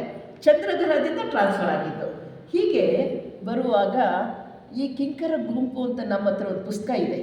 ಅದರಲ್ಲಿ ಯಾರ್ಯಾರಿದ್ದಾರೆ ಅಂತಂದರೆ, ಈ ಸನತ್ ಕುಮಾರ ಪ್ರಭುಗಳ ಜೊತೆಯಲ್ಲಿ ಕೆಲಸ ಮಾಡಿದವರು, ಅದು ಅದರಲ್ಲಿ ಸುಮಾರು ಜನ ಇದ್ದಾರೆ. ಅದರಲ್ಲಿ ನಮ್ಮ ಇಂಡಿಯಾದಲ್ಲಿರೋರ ಹೆಸರು ಕೆಲವ್ರಿಗೆ ಇಷ್ಟ ಆಗಲ್ಲ ಅಂತ ನಾನು ಕೊಟ್ಟಿಲ್ಲ. ಯಾರ್ಯಾರು ಮಾರ್ಸ್, ಮರ್ಕ್ಯುರಿ, ಜುಪಿಟರ್, ನೆಪ್ಚ್ಯೂನ್, ಯಾರು ಜಯಕೃಷ್ಣಮೂರ್ತಿ, ನಿತ್ಯಾನಂದ, ಅನಿಬೆಸೆಂಟು, ಲೆಡ್ಬಿಟ್ರು, ಆಲ್ಕಾಟ್ರು, ಬ್ಲಾವರ್ಸ್ಕಿ, ಇವರೆಲ್ಲರೂ ಕೂಡ ಕಿಂಕರ ಗುಂಪಲ್ಲಿ ಕೆಲಸ ಮಾಡೋರು. ಈಗ ಅವರಲ್ಲಿ ಬಳಸ್ಕೊಳ್ತಾರೆ. ಯಾರು? ವೈವಸ್ವತ್ಮನು. ಅಪ್ಪ ನೀನು ಇದು ಮಾರ್ಸನ್ನು ಕರೆದುಬಿಟ್ಟು ತಮ್ಮ ಗುಂಪಿನಲ್ಲಿ ಕರೆದು, ನೋಡು ನೀನು ಹೋಗಿ 75,000ಕ್ಕೆ ಜಲಪ್ರಳಯ ಆಗೋಯ್ತು, 2 ದ್ವೀಪಗಳು ಮುಳುಗೋದ್ವು, ಒಂದು ಚಿಕ್ಕ ದ್ವೀಪ ಉಳ್ಕೊಂಡಿದ್ದ ಪೆಸಿಡೋನಿಯಸ್ ಅಂತ. ಅದರಲ್ಲಿ ಕೆಲವು ಜೀವರುಗಳು ಗಟ್ಟಿಯಾಗಿರೋರು, ಒಳ್ಳೆಯ ಸಂಸ್ಕಾರ ಇರೋರು ಮಾತ್ರ ಅಲ್ಲಿರ್ತಾರೆ. ಒಳ್ಳೆ ಕುಟುಂಬದವರು, ಟಾಲ್ಟೆಕ್ನವರು. ಅವರು ನಿಜವಾದ ಒಳ್ಳೆಯವರೇ. ಬರ್ತಾ ಬರ್ತಾ ಈ ಮಾಟ ಮಂತ್ರದಿಂದ ಕೆಟ್ಟು ಹೋದವ್ರು ಕೆಲವರು ಇರ್ತಾರೆ. ಈ ಮಾರ್ಸ್ ಯಾರು ಗೊತ್ತಾ? ಮೌರ್ಯರು. ಅವರು ಇನ್ನೂ ಮೌರ್ಯರಾಗಿಲ್ಲ, ಇನ್ನೂ ಯೋಧನಾಗೇ ಇದ್ದಾರೆ. ಮನು ಅವರನ್ನು ಕರೆದು, ನೋಡಪ್ಪ ನೀನು ಹೋಗಿಬಿಟ್ಟು ಅಲ್ಲಿ ಹೋಗಿಬಿಟ್ಟು ಟಾಲ್ಟೆಕ್ ಉತ್ತಮ ಕುಟುಂಬದಲ್ಲಿ ಹುಟ್ಟು ಅಂತ ಹೇಳ್ತಾರೆ. ಆತ ಹೋಗಿಬಿಟ್ಟು ಫಸ್ಟ್ ಡೇನೆಸ್ ಎಲ್ಲಿಂದ ಹೋಗಬೇಕು? ಇಲ್ಲಿರೋದು ಗೋಬಿ ಡೆಸರ್ಟು, ತಿರ್ಗಾ ಈಜಿಪ್ಟು ಇದನ್ನು ದಾಟ್ಕೊಂಡು, ಈಜಿಪ್ಟ್ಗಿಂತ ಮೊದಲೇ ಸೌದಿ ಅರೇಬಿಯಾದ ದಾಟ್ಕೊಂಡು ಇದು ಅಟ್ಲಾಂಟಿಕ್ ಖಂಡ ಇದೆಯಲ್ಲ, ಆಫ್ರಿಕಾ, ಸಹರಾ ಮರುಭೂಮಿ, ಸಹರಾ ಸಮುದ್ರ ದಾಟ್ಕೊಂಡು ಅಲ್ಲಿ ಹೋಗಬೇಕು. ಅಷ್ಟು ದೂರ ಹೋಗಿ ಈ ಅಟ್ಲಾಂಟಿಕ್ ಖಂಡದ ಒಂದೇ ಒಂದು ದ್ವೀಪ ಉಳ್ಕೊಂಡಿತ್ತಲ್ಲ, ಅಲ್ಲಿರ್ತಕ್ಕಂಥ ಟಾಲ್ಟೆಕ್ ಉತ್ತಮ ಕುಲದಲ್ಲಿ ಅವ್ರು ಜನ್ಮ ತಗೊಳ್ತಾರೆ. ಒಂದು 25 ವರ್ಷ ವಯಸ್ಸಾದಾಗ ಅವರನ್ನು ಇವರು ಕರೆಸ್ಕೊಳ್ತಾರೆ, ಮನುಗಳು ಬಾರಪ್ಪ ಅಂತ ಕರೆದು. ಅಷ್ಟರಲ್ಲಿ ಇವರು ಮನುಗಳು ಜನ್ಮ ತಗೊಂಡಿರ್ತಾರೆ, ಇವ್ರಿಗೂ ಮಕ್ಕಳು ಹೆಣ್ಮಕ್ಳು ಇರ್ತಾರೆ. ಅತ್ಯಂತ ಸುಂದರಿಯಾದಂಥ ತನ್ನ ಹೆಣ್ಮಗಳನ್ನು ಮನುಗಳಿಗೆ, ಇದು ಯಾರು ಮಾರ್ಸ್ ಯುವಕನಾಗಿರ್ತಾರಲ್ಲ ಅವನು ಕೊಟ್ಟು ಮದುವೆ ಮಾಡ್ತಾರೆ. ಈಗ ಇಲ್ಲಿದ್ದರೆ ಇವರು, ಇದು ಪ್ರಾರಂಭ. ನಮ್ಮ ಆರ್ಯ ವಂಶ ಅಂದರೆ ಯಾರು? ವೈವಸ್ವತ ಮನುವಿನ ಮಕ್ಕಳು ಮತ್ತು ಮೌರ್ಯರು, ಅವರ ಸಂತತಿ ಮುಂದೆ ಬರೆದಂಥ ಕುಟುಂಬವೇ ಆರ್ಯ ವಂಶ. ಹೇಗಾಯಿತು? ಇಷ್ಟು ಉಳ್ಕೊಂಡ್ರಲ್ಲ, ಅಲ್ಲಿದ್ದರೆ ಮತ್ತೆ ತುರೇನಿನ ಅಟ್ಯಾಕ್ ಮಾಡ್ತಾರೆ ಅಂತ ಇವ್ರನ್ನ ಶಂಬಳ ದ್ವೀಪಕ್ಕೆ ಕಳಿಸ್ತಾರೆ. ಶಂಬಳ ದ್ವೀಪದಲ್ಲಿ ಇವರು ಅಲ್ಲಿದ್ದು, ಅಲ್ಲಿ ಇವರಿಗೊಂದು ಗಂಡು ಮಗು ಆಗುತ್ತೆ. ಅದು ಯಾರಪ್ಪ ಅಂತಂದರೆ ಮಹಾಚೌಹಾನ್, ಅದಕ್ಕೆ ಬೇರೆ ಹೆಸರಿದೆ. ಮಹಾಚೌಹಾನ್ ಅಂತ ನಾವು ಹೇಳ್ತೀವಲ್ಲ, ಅವರು ಮಗುವಾಗಿ ಹುಡ್ತಾರೆ. ನಂತರ ಆ ಮಗು, ಆ ಹುಡುಗನಾದ್ಮೇಲೆ ಮದುವೆ ಆಗುತ್ತೆ, ಅವ್ರಿಗೆ ಇನ್ನೊಂದು ಮಗು ಆಗುತ್ತೆ, ಮತ್ತು ಈ ಮನುಗಳು ಅವ್ರ ಮಗನಾಗಿ ಹುಡ್ತಾರೆ. ಹೀಗೆ ಮನುಗಳ ಸಂತತಿ ಪ್ರಾರಂಭ ಆಯಿತು. ಇದಾಗಿ 100 ಜನ ಆ ಮನು ಸಂತತಿ ಉದ್ಧಾರ ಆಗೋವರೆಗೂ ಶಂಬಳದಲ್ಲೇ ಇದ್ದರು. ಯಾಕೆಂದರೆ ಇವರು ನಾಶ ಮಾಡ್ತಾರೆ ಅಂತಂದ್ಬಿಟ್ಟು ಆ 100 ಜನ ಮನು ಕುಟುಂಬದವರನ್ನು ಮತ್ತೆ ಈ ಗೋಬಿ ಡೆಸರ್ಟ್ ಆ ಥರ ಕರ್ಕೊಂಡು ಬಂದು, ಏಷ್ಯಾ ಮೈನರ್ ಆಗಿರ್ಬೋದು, ಅಲ್ಲಿ ಬಂದು ಅವರು ಬಂದಾಗ ಅವರಿಗೆ ಒಂದು ನಗರವನ್ನು ಕಟ್ಟಬೇಕು ಅಂತ ಆರ್ಡರ್ ಮಾಡ್ತಾರೆ. ಈಗ ಮನು ದೊಡ್ಡವರಾಗಿದ್ದಾರೆ, ಮತ್ತೆ ಹುಟ್ಟು ಬಂದಿರೋದಷ್ಟೇ, ವಯಸ್ಸು ಇದ್ದಾರೆ. ಸಮಯ ಬಂದಾಗ ಯಾರಿಗೆ ಯಾವ ರೀತಿ ಸಹಾಯ ಮಾಡಬೇಕು ಅಂತ ತಾವೇ ಜನ್ಮ ತಗೊಂಡು ಮತ್ತೆ ತಮ್ಮ ಬುದ್ಧಿ ಕೌಶಲ್ಯತೆಯಿಂದ ಆ ಮನುಕುಲವನ್ನು, ಆರ್ಯ ಕುಲವನ್ನು ಉದ್ಧಾರ ಮಾಡ್ತಾರೆ.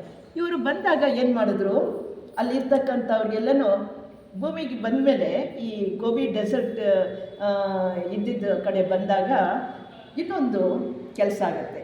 75,000 ಜಲಪ್ರಳಯ ಆದ ತಕ್ಷಣ ಈ ಗೋಬಿ ಇದಿತ್ತಲ್ಲ ಸಮುದ್ರ, ಅದು ಭೂಮಿಯಾಗಿ ಮೇಲೆ ಬಂದುಬಿಡುತ್ತೆ. ಹಿಮಾಲಯ ಮೇಲಕ್ಕೆ ಬರುತ್ತೆ. ಸಹರಾ ಸಮುದ್ರ ಅದು ಭೂಮಿಯಾಗಿ ಮೇಲೆ ಬರುತ್ತೆ. ಈ ಥರ ಎಲ್ಲ ಮಾರ್ಪಾಟುಗಳಾಗ್ಬಿಡುತ್ತೆ. ಆವಾಗ ಓಡಾಡೋದು ಸುಲಭ ಆಗುತ್ತೆ. ಈಗ ಆಫ್ರಿಕಾ ಅಂತಂದರೆ ಸಹರಾ ಭೂಮಿ ಇದೆ, ಆಗ ಮೊದಲು ಸಹರಾ ಸಮುದ್ರ ಇತ್ತು. ಈಜಿಪ್ಟು, ಸಹರಾ, ಈ ಕಡೆ ಅಟ್ಲಾಂಟಿಕ್ ಇತ್ತು. ಈಗ ಏನಾಯಿತು, ಅದು ಒಂದು ಆಕಾರ ಆಫ್ರಿಕಾ ಖಂಡ ಶುರುವಾಯಿತು. ಹೀಗೆ ಆದಾಗ ಇವರು ಈ ಜೀವರುಗಳು 100 ಜನ ಗೋಬಿ ಡೆಸರ್ಟ್ ಮರುಭೂಮಿಗೆ ಬಂದಾಗ ಅವ್ರ ಜನಗಳಿಗೆಲ್ಲ ಸಂತತಿ ಒಂದು 100 ವರ್ಷ ಆದರೆ ಒಂದು ಬೇಕಾದಷ್ಟು ಸಂತತಿ ಉದ್ಧಾರವಾಗುತ್ತೆ. ನೋಡಪ್ಪ, ನೀವು ಒಂದು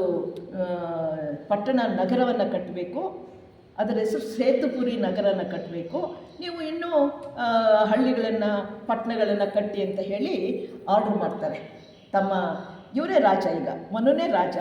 ಆ ಪಂಗಡಕ್ಕೆಲ್ಲ ಅವನೇ ಯಜಮಾನ. ತಂದೆನೂ ಅವರೇ, ಮೊಮ್ಮಕ್ಕಳಿಗೆಲ್ಲ ಹೇಳಿ, ಮಕ್ಕಳು ಮೊಮ್ಮಕ್ಕಳಿಗೆ ಅವ್ರ ಸಂತತಿಯವ್ರಿಗೆ ಹೇಳಿಬಿಟ್ಟು ಸೇತುಪುರಿ ನಗರವನ್ನು ಕಟ್ತಾರೆ. ಎಲ್ಲಿ? ಗೋಬಿ ಸಮುದ್ರ ಈಗ ಡೆಸರ್ಟ್ ಆಗಿದೆ. ಡೆಸರ್ಟ್ ಅಂದರೆ ಭೂಮಿ ಆಯಿತು, ಇಳಿಜಾರಾಗಿ ಇರ್ತಕ್ಕಂಥದ್ದು.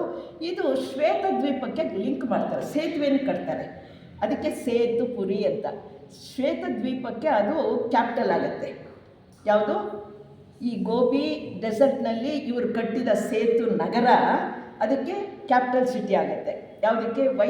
ಶ್ವೇತ ದ್ವೀಪಕ್ಕೆ ಆಗ್ತಾರೆ. ಅಲ್ಲಿ ಇವರೆಲ್ಲ ಸೇರಿ ಬಹಳ ಸುಂದರವಾಗಿರ್ತಕ್ಕಂಥ ಒಂದು ನಗರವನ್ನು ಕಟ್ತಾರೆ. ಅದನ್ನು ಯಾರಿಂದ ಕಟ್ಟಿದ್ರು ಅಂದರೆ ಈ ಮನುಗಳ ಮಕ್ಕಳು, ಮೊಮ್ಮಕ್ಕಳು, ಇನ್ನು ಉಳಿದಂಥವರು ಸೇರಿಕೊಂಡು ಕಟ್ಟಿರ್ತಕ್ಕಂಥದ್ದು. ಎಷ್ಟು ಕಾಲ ಕಟ್ಟಿದ್ರು ಅಂದರೆ 1000 ವರ್ಷಕ್ಕೆ ತೆಗೆದುಕೊಳ್ತಾರಂತೆ ಸೇತು ನಗರ ಕಟ್ಟಬೇಕಾದ್ರೆ. ಏನು ಕಟ್ಟಿದ್ರು? ರೋಡ್ಗಳು ಹೇಗಿರಬೇಕು, ಕಟ್ಟಡ ಎಷ್ಟು ಎತ್ತರ ಇರಬೇಕು, ಅದರಲ್ಲಿ ಯಾವ ರೀತಿ ವಿನ್ಯಾಸ ಇರಬೇಕು, ಕೆತ್ತನೆ ಕೆಲಸ ಹೇಗಿರಬೇಕು, ಉದ್ಯಾನವನಗಳು ಹೇಗಿರಬೇಕು, ಇವೆಲ್ಲ ಕೂಡ ಪ್ಲ್ಯಾನ್ ಮಾಡಿಕೊಂಡು ಅವರು ತಮ್ಮ ಕೆಲಸಗಾರ ಅದರ ಮಕ್ಕಳು ಮೊಮ್ಮಕ್ಕಳಿಗೆ ಕೊಟ್ಟು ಆ ನಗರವನ್ನು ಕಟ್ಟಿದಾಗ ಏಷ್ಯಾದಲ್ಲೇ ಅತ್ಯಂತ ಸುಂದರವಾದ ನಗರ ಅಂತಂದರೆ ಶ್ವೇತಪುರಿ ನಗರ ಅಂತ ಹೇಳ್ತಾರೆ. ಅಲ್ಲಿ ಬಹಳ ಮುಖ್ಯವಾದ್ದು ಒಂದು ಸಭಾಂಗಣ ಕಟ್ಟಿರ್ತಾರೆ. ಅಲ್ಲಿ ಸನತ್ ಕುಮಾರ್ ಪ್ರಭುಗಳು ಕೂತ್ಕೊಳ್ಳೋದಕ್ಕೆ ಒಂದು ವೇದಿಕೆ, ಅದರ ಒಂದು ಸಿಂಹಾಸನ, ಚಿನ್ನದಿಂದ ಅಲಂಕೃತವಾಗಿರೋ ಸಿಂಹಾಸನ, ಮುಂದೆ ಒಂದು ವೇದಿಕೆ, ಹೋಮಕುಂಡಕ್ಕೆ ಎಲ್ಲನೂ ಅರೇಂಜ್ ಮಾಡಿ ಕಟ್ಟಿರ್ತಾರೆ. ಪ್ರತಿ ವರ್ಷ ಇದೇನಾಯಿತು ಅಂದರೆ ಈಗೆಲ್ಲ ಇದನ್ನೇ ಆರ್ಯ ವಂಶ ಶುರುವಾಯ್ತು. ಇಲ್ಲಿ ಆರ್ಯ ವಂಶ ಶುರುವಾಗಿದೆ. ಎಲ್ಲಿ? ಗೋಬಿ ಡೆಸರ್ಟ್ನಲ್ಲಿ ಮನು ಕುಲದವರೆಲ್ಲ ಸೇರಿ ಸೇತುಪುರಿ ಕಟ್ಟಿ ಇವರೆಲ್ಲರೂ ಕೂಡ ಆರ್ಯ ವಂಶದ ಮೊದಲನೆಯ ಮಹಾವಂಶದವರು. ಇನ್ನೂ ಇಂಡಿಯಾಗೆ ಬಂದಿಲ್ಲ, ನಂತರ ಹಿಂದೂಗಳಾಗೋದು. ಇವರು ಆರ್ಯರು. ಇವರ ಗುಣ ಹೇಗಿತ್ತು? ನೀವು ನನಗೆ ಫೋಟೋ ತೋರಿಸೋಕ್ಕಾಗ್ತಿಲ್ಲ. ನೀಳವಾದ ಮೂಗು, ಎತ್ತರವಾದ ಹಣೆ, ಬಹಳ ಸುಂದರವಾದಂಥ ಕಣ್ಣುಗಳು ಮತ್ತು ಸುಂದರವಾದಂಥ ಆಕಾರ ಉಳ್ಳಂಥವರು ಈ ಆರ್ಯ ಕುಲದವರು. ಇವರು ಬಿಳಿ ಬಣ್ಣ, ಇವ್ರದ್ದು ಶ್ವೇತ ವರ್ಣ. ಸಮೇಟ್ರೂ ಬಿಳಿ ಬಣ್ಣನೇ. ಸಮೇಟ್ರಿಂದಲೇ ಈ ವಂಶ ಬಂದಿರತಕ್ಕಂಥದ್ದು. ಯಾವುದು? ಅಟ್ಲಾಂಟಿಕ್ ಮಹಾವಂಶದ 5ನೇ ಉಪವಂಶ ಸಮೇಟ್ರಿಂದ ಜೀವರುಗಳನ್ನು ಸಂಸ್ಕಾರ ಮಾಡಿ ಮಾಡಿ ಮಾಡಿ ಉತ್ತಮ ರೂಪ ಗುಣ ಹೊಂದಿರೋರನ್ನು ಆಯ್ಕೆ ಮಾಡಿಕೊಂಡು ಇಲ್ಲಿ ಆರ್ಯ ವಂಶ ಶುರುವಾಯಿತು. ಎಲ್ಲಿ? ಗೋಬಿ ಸಮುದ್ರದ ಸುತ್ತಮುತ್ತ ಏರಿಯಾದಲ್ಲೆಲ್ಲನೂ ಇವರು ಶುರುವಾದರು. ಇವರು ಸೇತುಪುರಿ ನಗರ ಕಟ್ಟಿದ್ರು. ಈ ಆರ್ಯರೆಲ್ಲ ಬಹಳ ಧಾರ್ಮಿಕರು, ಎಲ್ಲರೂ ವಿದ್ಯಾವಂತರು. ಇವರಲ್ಲಿ ಮುಖ್ಯವಾಗಿ ಎಲ್ಲರನ್ನೂ ಸಮಾನವಾಗಿ ನೋಡ್ತಕ್ಕಂಥ ಸಹೋದರ ಭಾವ. ನೋಡಿ, ಈಗ ನಾವು ಏನು ಇತಿಹಾಸದ ಸಹೋದರ ಭಾವ ಹೇಳ್ತೀವೋ ಅಲ್ಲಿ ಇದ್ದವರು ಈಗಿನ ನಾಯಕರೇ. ಸೇಮ್ ರೂಲೇ. ವೈವಸ್ವತ ಮನು ಈಗಲೂ ಇದ್ದಾರೆ, ಆವಾಗಲೂ ಇದ್ದರು. ಸಹೋದರ ಭಾವ ಮುಖ್ಯವಾಗಿತ್ತು. ಮೇಲು ಕೀಳು ಅಂತಕ್ಕಂಥ ಭಾವನೆಗಳೇ ಅವರಲ್ಲಿ ಇರಲಿಲ್ಲ. ಅಂದರೆ ಪೂಜಾರಿಗಳು ಆಗ ಡಾಕ್ಟ್ರು ಆಗಿದ್ದರು, ವೈದಿಕರಾದರು. ಹಿಂದಿನ ಕಾಲದಲ್ಲಿ ಮಕ್ಕಳಿಗೆ ಕಾಯಿಲೆ ಬಂದರೆ ಅರ್ಚಕರ ಮನೆಗೆ ಹೋದರೆ ಮಂತ್ರ ಕಟ್ತಾರೆ, ಔಷಧಿ ಕೊಡ್ತಾರೆ ಅಂತ ಹೇಳ್ತಿದ್ರಲ್ಲ, ಹಾಗೆ ವೈದ್ಯ ಗುಣವನ್ನು ಹೊಂದಿದಂಥ ಅರ್ಚಕರಿದ್ದರು, ಪುರೋಹಿತರಿದ್ದರು. ಅವರು ಅದಕ್ಕೆ ತಕ್ಕಂಥ ಡ್ರೆಸ್ ಹಾಕ್ಕೊಳ್ಳೋರು. ಅವರು ಕಸ ಗುಡಿಸ್ತಕ್ಕಂಥ ಜಾಡಮಾಲಿ ಅಂತ ನಾವೇನು ಕರಿತೀವೋ ಅವನನ್ನು ಕೂಡ ಸ್ನೇಹದಿಂದ ನೋಡ್ತಿದ್ರು. ನಮ್ಮ ಹಿಂದೂ ಇದರಲ್ಲಿ ಏನು ಮಾಡ್ತಾರೋ, ಯಾವಾಗ ಮಧ್ಯ ಪೀರಿಯಡ್ನಲ್ಲಿ ಬಂದಿದ್ದು, ನಾವು ಬ್ರಾಹ್ಮಣರು, ನೀವು ಶೂದ್ರರು ಮುಟ್ಟಬೇಡಿ ಅಂತ ಬಂದಿದ್ದು ನಂತರ.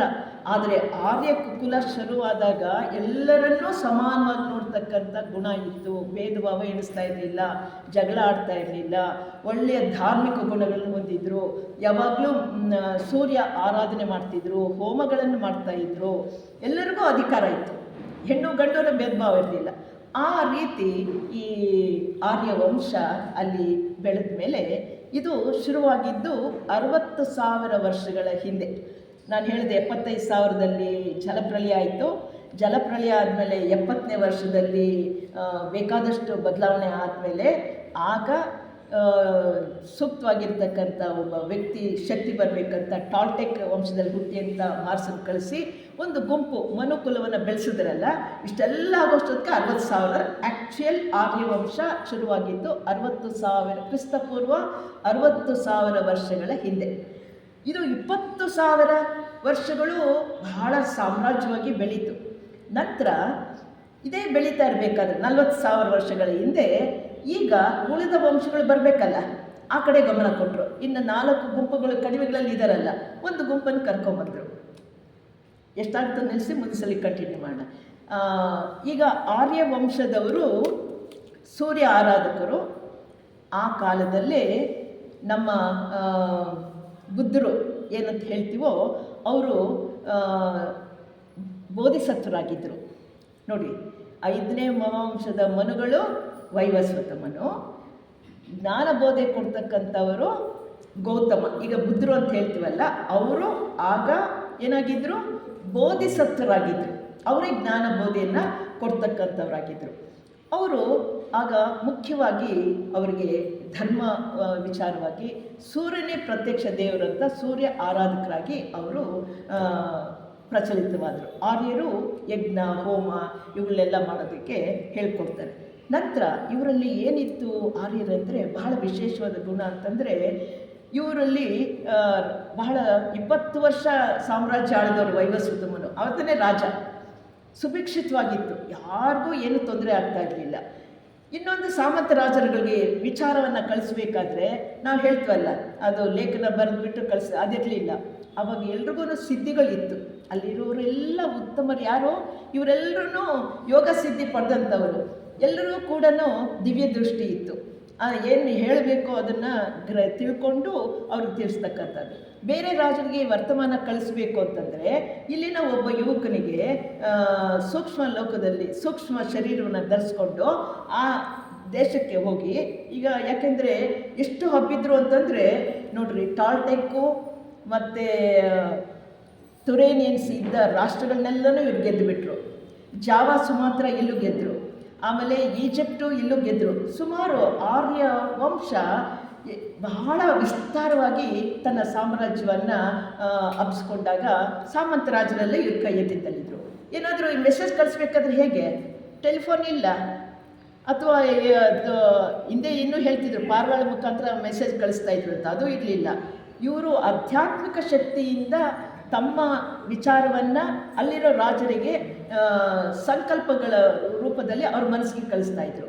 ಇನ್ನೂ ವಿಶದವಾಗಿ ತಿಳಿಸೋದು ಏನಾದರೂ ಇದ್ದರೆ, ಇಲ್ಲಿ ಒಬ್ಬ ವ್ಯಕ್ತಿನ ಸೂಕ್ಷ್ಮವಾಗಿ ಸೂಕ್ಷ್ಮ ಶರೀರದವನ್ನು ಧರಿಸ್ಕೊಂಡು ಮತ್ತೆ ಅಲ್ಲಿ ಹೋಗಿ ಸ್ಥೂಲ ಶರೀರವನ್ನು ಧರಿಸ್ಕೊಂಡು ಇಲ್ಲಿ ಅದೃಶ್ಯವಾಗೋದು, ಅಲ್ಲಿ ವ್ಯಕ್ತವಾಗೋದು, ಈ ಮೆಸೇಜನ್ನು ಅವ್ರು ಕೊಟ್ಟು ಬರೋದು. ಈ ರೀತಿ ಎಲ್ಲನೂ ಕೂಡ ಅಧ್ಯಾತ್ಮ ಶಕ್ತಿಯನ್ನು ಬಳಸ್ಕೊಳ್ಳೋ ಮಟ್ಟಕ್ಕೆ ಅವರು ಬೆಳೆದಿದ್ರು. ಇಷ್ಟೇ ಅಲ್ಲದೆ ರೈಟಿಂಗ್ ಏನಿತ್ತು ಅಂತಂದರೆ, ಒಂದು ಶಾರ್ಪ್ ಆಗಿರ್ತಕ್ಕಂಥ ನೀಡಲ್ ತಗೊಂಡು ಒಂದು ಟ್ರಾನ್ಸ್ಪರೆಂಟ್ ವ್ಯಾಕ್ಸ್ ಟೈಪ್ ಇರ್ತಕ್ಕಂಥ ಒಂದು ಬ್ಲಾಕ್ ಮೇಲೆ ಅಕ್ಷರಗಳನ್ನು ಕೊರೆಯೋರು. ಅವ್ರ ಭಾಷೆ ಏನಿತ್ತು ಸಂಸ್ಕೃತ ಭಾಷೆ. ಕೊರೆಯೋದು, ಅದಕ್ಕೊಂದು ಲಿಕ್ವಿಡ್ ತುಂಬಿಸಿದ್ರೆ ಅದು ಮೌಲ್ಡ್ ಆಗ್ತಿತ್ತು. ಈ ಅಕ್ಷರಗಳನ್ನು ಆಗ ಬಳಸ್ತಾ ಇದ್ರು. ನಾನು ಹೇಳ್ತಿರೋದು ಸುಮಾರು 60,000 ವರ್ಷಗಳ ಹಿಂದಿನ ಮಾತು. ಆವಾಗ ಭಾಷೆ ಸಂಸ್ಕೃತ ಇತ್ತು. ಅಟ್ಲಾಂಟಿನ್ಗೆ ಸಂಶ್ಲೇಷ ಭಾಷಾ, ಇನ್ನೂ ಪುರಾತನವಾದಂಥ ಕ್ರೂಡ್ ಲ್ಯಾಂಗ್ವೇಜ್.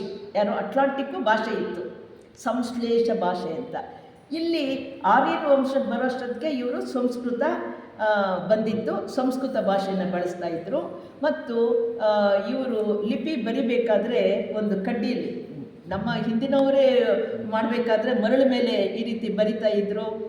ಪೇಪರ್ ಆಗಲಿ ಪೆನ್ಸಿಲ್ ಆಗಲಿ ಏನಿರಲಿಲ್ಲ, ಆನಂತರ ಬಂದಿರ್ತಾನೆ. ಆಗ ಏನು ಮಾಡ್ತಾಯಿದ್ರು, ಒಂದು ಇದು ಮೋಲ್ಡ್ ಟೈಪ್ ಇರ್ತಕ್ಕಂಥ ವ್ಯಾಕ್ಸ್ ಇದ್ರ ಮೇಲೆ ಏನು ಬರಿಬೇಕು, ತಾಳೆಗರಿಯಲ್ಲಿ ಕೆರಿತಾರಲ್ಲ, ತಾಳೆಗರಿ ನೋಡಿದ್ರಲ್ವ, ಅದರಲ್ಲಿ ಏನು ಮಾಡ್ತಾರೆ, ಒಂದು ಶಾರ್ಪ್ ಆಗಿರ್ತಕ್ಕಂಥ ತಗೊಂಡು ಕೊರೆಯೋದು. ಕೊರೆದ ಮೇಲೆ ಒಂದು ಲಿಕ್ವಿಡ್ ಹಾಕ್ಬಿಟ್ರೆ ಅಕ್ಷರಗಳು ಎತ್ತಿ ಕಾಣುತ್ತೆ. ಆ ಕೆಲಸವನ್ನು ಆರ್ಯರು ಮಾಡ್ತಾಯಿದ್ರು. ಈ ರೀತಿ ಜ್ಞಾನವನ್ನು ಅಂಥ ರೀತಿಯಲ್ಲಿ ಅಡಕವಾಗಿಟ್ಟು ಜನಗಳಿಗೆ ತಲುಪಿಸ್ತಾ ಇದ್ದರು. ಎಲ್ಲರೂ ಕೂಡ ಬಹಳ ಸುಭಿಕ್ಷಿತವಾಗಿ ಶಾಂತ ರೀತಿಯಲ್ಲಿ ಸೌಹಾರ್ದತೆಯಿಂದ ಸಹೋದರ ಭಾವದಿಂದ ಆರ್ಯರು ಜೀವನವನ್ನು ಮಾಡೋದಕ್ಕೆ ಶುರು ಮಾಡಿದ್ರು.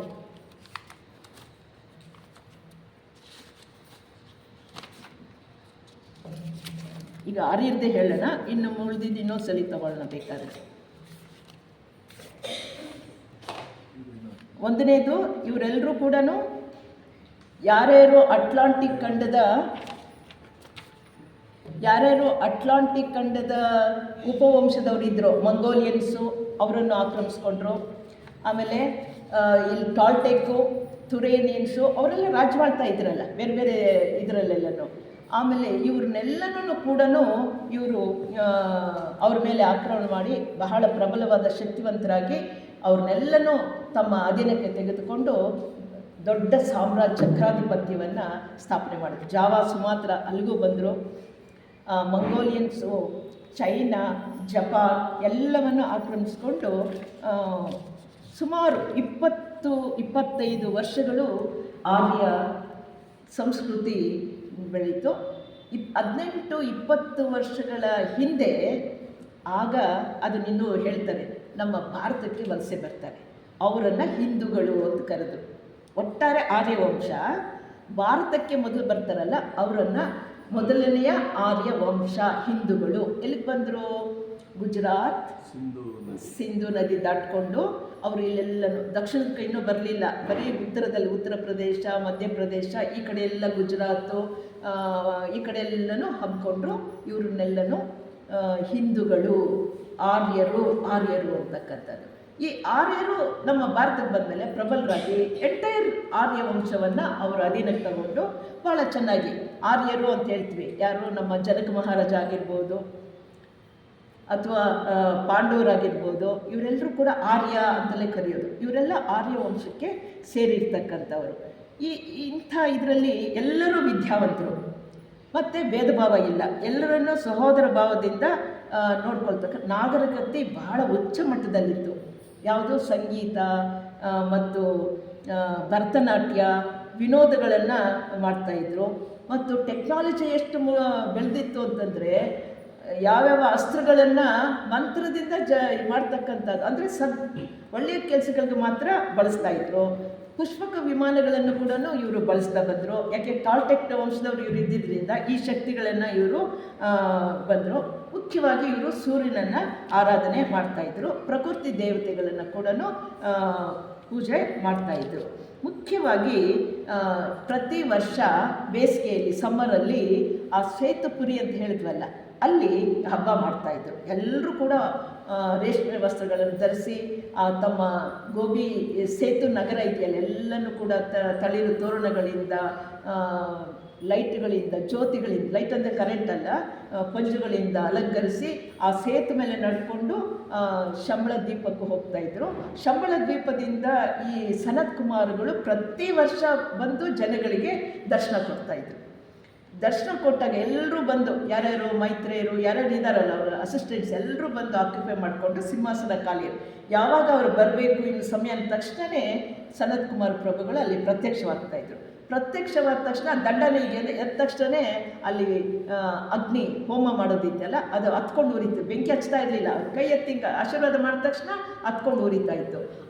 ಆ ಬೆಂಕಿಯನ್ನು ಅಲ್ಲಿ ನೆರೆದಿರೋರು ಆ ಬೆಂಕಿನ ಒಂದು ವರ್ಷಕ್ಕಾಗುವಷ್ಟು ಬೇರೆ ಬೆಂಕಿನ ಹಚ್ತಾ ಇರಲಿಲ್ಲವಂತೆ. ಈ ಕೆಂಡವನ್ನೇ ಮನೆಗಳಲ್ಲಿ ಹೋಗಿ ಇಟ್ಕೊಂಡು ಅಡುಗೆಗೆ, ದೀಪಕ್ಕೆ ಎಲ್ಲರೂ ಕೂಡ ಪೂಜ್ಯ ರೀತಿಯಲ್ಲಿ ಅದನ್ನು ಆರಾಧನೆ ಮಾಡ್ತಾಯಿದ್ರು. ಅಷ್ಟು ಭಕ್ತಿ ಶ್ರದ್ಧೆಯಿಂದ ಸನತ್ ಕುಮಾರ ಪ್ರಭುಗಳು ಅಂತಂದರೆ ಅವರೇ ಸಾಕ್ಷಾತ್ ದೇವರು ಅಂತಕ್ಕಂಥ ಭಾವನೆಯಿಂದ ಆರ್ಯರು ಆರಾಧನೆ ಮಾಡ್ತಾಯಿದ್ರು.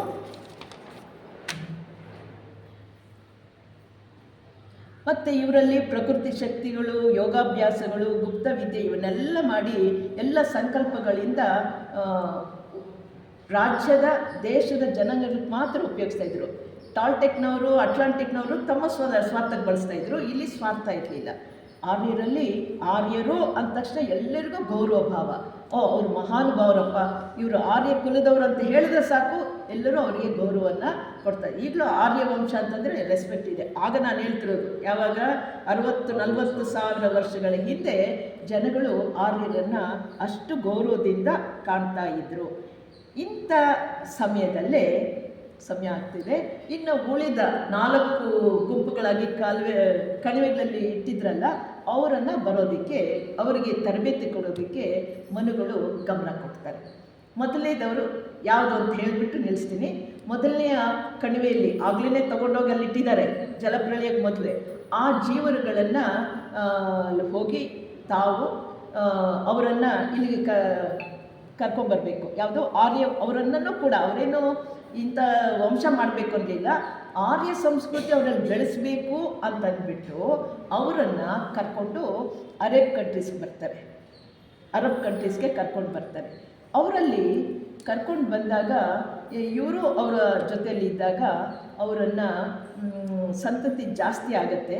ಆದರೆ ಅವರು ಅಲ್ಲಿರ್ತಕ್ಕಂಥ ಮೂಲ ಇದ್ರಲ್ವ, ಅವರು ಇವ್ರು ಹೇಳಿದ ಮಾತಿಗೆ ಅವರು ಒಪ್ಪಿಗೆ ಕೊಡಲ್ಲ. ನಾವು ನಮ್ಮ ಹಾಗೆ ಇರ್ತೀವಿ ಅಂದಾಗ ಅವರನ್ನು ಏನಂತ ಹೇಳ್ತಾರೆ, ಯಹೂದಿಗಳು ಅಂತ ಕರೀತಾರೆ, ಯಹೂದಿಗಳಾಗ್ತಾರೆ. ನಂತರ ಉಳಿದವರು ಬೇರೆ ಬೇರೆ ಕಡೆ ಟ್ರಾನ್ಸ್ಫರ್ ಆಗ್ತಾರೆ, ಬೇರೆ ಬೇರೆ ಜಾಗಗಳಿಗೆ. ಈ ಕಡೆ ಪೂರ್ವದ ಕಡೆ ಈ ಕಡೆನೂ ಹೋಗ್ತಾರೆ, ಪಶ್ಚಿಮದ ಕಡೆ ಹೋಗ್ತಾರೆ, ಉತ್ತರದ ಕಡೆ ಹೋಗಿ ಅಲ್ಲೆಲ್ಲನೂ ಸಾಮ್ರಾಜ್ಯನ ಕಟ್ತಾರೆ. ಅವರನ್ನು ಅರೇಬಿಯನ್ಸ್ ಅಂತ ಕರೀತೀವಿ. 2ನೇ ಉಪವಂಶ ಅರೇಬಿಯನ್ಸ್. ಇದು ಒಂದು 10,000 ವರ್ಷಗಳು ಇವರು ಬೆಳವಣಿಗೆ ಆದಮೇಲೆ ಇನ್ನೊಂದು ಗುಂಪನ್ನು ಕರ್ಕೊಂಡು ಬರ್ತಾರೆ. ಅವರನ್ನು ಇರಾನಿಯನ್ಸ್ ಅಂತಾರೆ, ಪರ್ಷಿಯಾ ದೇಶಕ್ಕೆ ಕರ್ಕೊಂಡು ಹೋಗ್ತಾರೆ. ಪರ್ಷಿಯಾ ದೇಶಕ್ಕೆ ಅಂದರೆ ಈಗ ಇರಾನ್ ಅನ್ನೋದನ್ನು ಪರ್ಷಿಯಾ, ಮೆಸೊಪಟೋಮಿಯಾ ಅಂತ ಹೇಳ್ತೀವಿ, ಅಲ್ಲಿ ಕರ್ಕೊಂಡು ಬಂದು ಅವ್ರ ಜೊತೆಯಲ್ಲಿ ಅಕೇಡಿಯನ್ಸ್ ರಕ್ತ ಸೇರಬೇಕು ಅಂತ ಅಕೇಡಿಯನ್ಸ್ ಜೊತೆ ಸೇರಿಸಿ ಅವರಲ್ಲಿ ಕೆಲವು ಗುಣಗಳನ್ನು ಬೆಳೆಯೋ ಹಾಗೆ ಮಾಡ್ತಾರೆ. ಅವರನ್ನೇ ಇರಾನಿಯನ್ಸ್ ಅಂತ ಕರಿತೀವಿ ನಾವು. ಇರಾನ್, ಇರಾಕ್ ಅಂತ ಏನು ಹೇಳ್ತೀವೋ ಅವರು ಮೊದಲಿಗೆ ಪಾರ್ಸಿ ಮತ ಅಂತ ಹೇಳ್ತೀವಿ, ಅಗ್ನಿ ಆರಾಧಕರು ಅಂತ ಹೇಳ್ತೀವಲ್ಲ, ಅವರು ಅಗ್ನಿ ಆರಾಧಕರು. ನಂತರ ಇನ್ನೊಂದು ಗುಂಪು ಕೆಲ್ಟ್ ಅಂತ ಹೇಳ್ತಾರೆ. ಕೆಲ್ಟ್ ಅಂತಂದರೆ ಇವರಲ್ಲಿ ಇನ್ನೂ ಉಪವಂಶದವ್ರನ್ನ ಸೇರಿಸಿ ಏಷ್ಯಾ ಮೈನರ್ನಿಂದ ಯುರೋಪ್ ಕಂಟ್ರೀಸ್ ಕಳಿಸ್ತಾರೆ. ನೋಡಿ ಹೇಗೆ ಸ್ಪ್ರೆಡ್ ಆದರು ಅಂತ. ಯುರೋಪ್ ಕಂಟ್ರೀಸ್, ಐರ್ಲ್ಯಾಂಡ್ ಮತ್ತು ಪ್ಯಾಲೆಸ್ಟೈನ್ ಈ ಕಡೆ ಎಲ್ಲನೂ ಅವರನ್ನು ಕಳಿಸಿ ಅವರಲ್ಲಿ ಕಲೆ ಮತ್ತು ಕವಿತೆ ಬರೀತಕ್ಕಂಥದ್ದು ಒಂದು ಕಾವ್ಯಮಯ ಜೀವನ ನಡೆಸ್ತಕ್ಕಂಥ ಒಳ್ಳೆಯ ಸಹೃದಯತೆಯನ್ನು ಅವರಲ್ಲಿ ಬರೋ ಹಾಗೆ ಅವರಲ್ಲಿ ಆ ಗುಣವನ್ನು ಬೆಳೆಸ್ತಾರೆ. ಇವರು ಕೆಲ್ಟ್ನವರು. ಅದು ಇನ್ನು 5ನೇ ದವರನ್ನು ಟ್ಯೂಟನ್ಸ್ ಅಂತ ಕರೀತಾರೆ. ಇವರು ಟ್ಯೂಟನ್ಸ್ನಲ್ಲಿ ಏನಪ್ಪ ಅಂತಂದರೆ ಇವರು ಯೋಧರೇ, ಅಂದರೆ ಇವರಷ್ಟು ನಾಜೂಕಲ್ಲ, ಬಹಳ ಚೆನ್ನಾಗಿ ಎಲ್ಲರ ಜೊತೆಯಲ್ಲಿ ಮಿಂಗಲ್ ಆಗ್ತಿದ್ರು. ಇವರನ್ನು ರಷ್ಯಾ, ಯುರೋಪ್ ಕಂಟ್ರೀಸಲ್ಲಿ ರಷ್ಯಾ, ಜರ್ಮನ್, ನಾರ್ತ್ ಅಮೇರಿಕಾ ಈ ಕಡೆ ಎಲ್ಲ ಕಳಿಸಿ ಅವರೆಲ್ಲರೂ ಕೂಡ, ಮತ್ತು ಐರ್ಲ್ಯಾಂಡ್ ಅಂತ ಹೇಳ್ತು, ಬ್ರಿಟನ್ ಈ ಕಡೆ ಎಲ್ಲನೂ ಕಳಿಸಿ ಅವರನ್ನು ಟ್ಯೂಟನ್ಸ್. ಇವರಲ್ಲಿ ಏನಪ್ಪ ಗುಣ ಬೆಳೆದಿದೆ ಅಂದರೆ ಸೈಂಟಿಫಿಕ್ ಮನೋಭಾವನೆ, ವಿಜ್ಞಾನಿಗಳು. ಈಗ ಪ್ರಸ್ತುತ ಹೆಚ್ಚು ವಿಜ್ಞಾನದಲ್ಲಿ ಮುಂದಿರೋರು ಯಾರಪ್ಪ ಅಂತಂದರೆ ರಷ್ಯಾದವರು, ಜರ್ಮನ್ರವರು, ಅಮೇರಿಕಾದವರು, ಹೊಸ ಕಂಡಿಡಿತಕ್ಕಂಥವ್ರನ್ನ ನಾವು ಕಾಣ್ತೀವಿ. ಟ್ಯೂಟನ್ ಜನಾಂಗದವರು ಅವರಲ್ಲಿ ನಾವು ಕಾಣ್ತೀವಿ. ಈ ಕೆಲ್ಟ್ಗೂ ಟ್ಯೂಟನ್ಗೆ ಏನಪ್ಪ ವ್ಯತ್ಯಾಸ ಅಂದರೆ ಕೆಲ್ಟ್ನವ್ರಿಗೆ ಕಾವ್ಯಮಯವಾಗಿ ಬರೀತಕ್ಕಂಥ ಗುಣ, ಅವರು ಬಹಳ ಲಕ್ಸುರಿಯಸ್ ಲೈಫ್ ಇಷ್ಟಪಡೋರು, ತಲೆ ಗುಂಡಿಗಿರ್ತಕ್ಕಂಥವರು, ಶಾರ್ಟ್ ಸ್ವಲ್ಪ.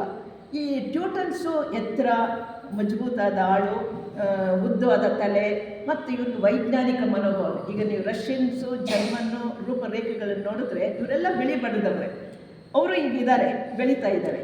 ಇವರನ್ನು ಮುಂದೆ ಏನೇನು ಎಲ್ಲೆಲ್ಲಿ ಹೋದರು ಅಂತಕ್ಕಂಥದ್ದು ನೋಡೋಣ. ಹೀಗೆ 5 ಉಪವಂಶಗಳು. ಆರ್ಯ ಒಂದೇ, ಯಾರು ಮನುಗಳು,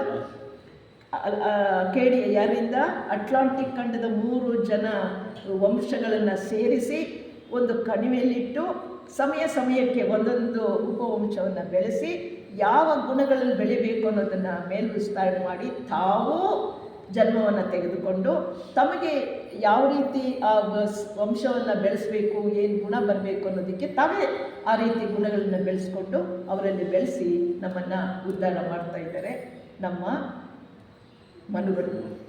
ನಮ್ಮ 5ನೇ ವಂಶದ ಮನುಗಳಿಗೆ ವೈವಸ್ವತ ಮನುಗಳು. ಇನ್ನು ಇವರೆಲ್ಲ ಜ್ಞಾನ ಕೊಡೋರು ಒಬ್ಬರಿದ್ದಾರೆ. ಯಾರವ್ರನ್ನ ಬೋಧಿ ಸತ್ವರು. ಯಾರವರು? ಗೌತಮ ಬುದ್ಧರು. ಈಗ ಟ್ಯೂಟನ್ ಈಗ 5ನೇ ಉಪವಂಶದಲ್ಲಿ ಬುದ್ಧರು 2500 ವರ್ಷಗಳ ಹಿಂದೆ ಬುದ್ಧರಾದರು. ಅಲ್ಲಿವರೆಗೂ ಅವರೇ ಮೈತ್ರೇಯರು, ಅವರೇ ಬೋಧಿಸತ್ವರು.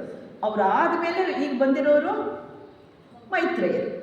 ಅದು ಹೇಗೆ, ಏನು ಹೇಳಿದ್ರು ಅನ್ನೋದನ್ನು ಮುಂದಿನ ಸಲ ಡೀಟೇಲ್ ಆಗಿ ಈ 5 ಉಪವಂಶಗಳನ್ನು, ಆರ್ಯರದು ಸಾಕಷ್ಟು ಹೇಳಿದ್ವಿ. 4 ಉಪವಂಶಗಳಲ್ಲಿ ಮನುಗಳು ಯಾವ ರೀತಿ ಅವರನ್ನು ಬೆಳೆಸಿದ್ರು, ಯಾವ್ಯಾವ ದೇಶಗಳಲ್ಲಿ ಹೋಗ್ಬೇಕಂತ ಮಾಡಿದ್ರು, ಏನು ಗುಣ ಬೆಳೆಸಿದ್ರು, ಮತ್ತು ಜ್ಞಾನ ಕೊಡೋದಕ್ಕೆ ಈ ಬೋಧಿಸತ್ವರು ಏನೇನು ಅವರಿಗೆ ತಿಳುವಳಿಕೆ ಕೊಟ್ಟರು ಅನ್ನೋದನ್ನು ಮುಂದಿನ ಸಾರಿ ನೋಡೋಣ, ಕಾಲಾವಕಾಶ. ಆದ್ದರಿಂದ ಈ 5ನೇ ಮಹಾವಂಶದಲ್ಲಿ 5 ಉಪವಂಶಗಳು ಬಂದಿದೆ.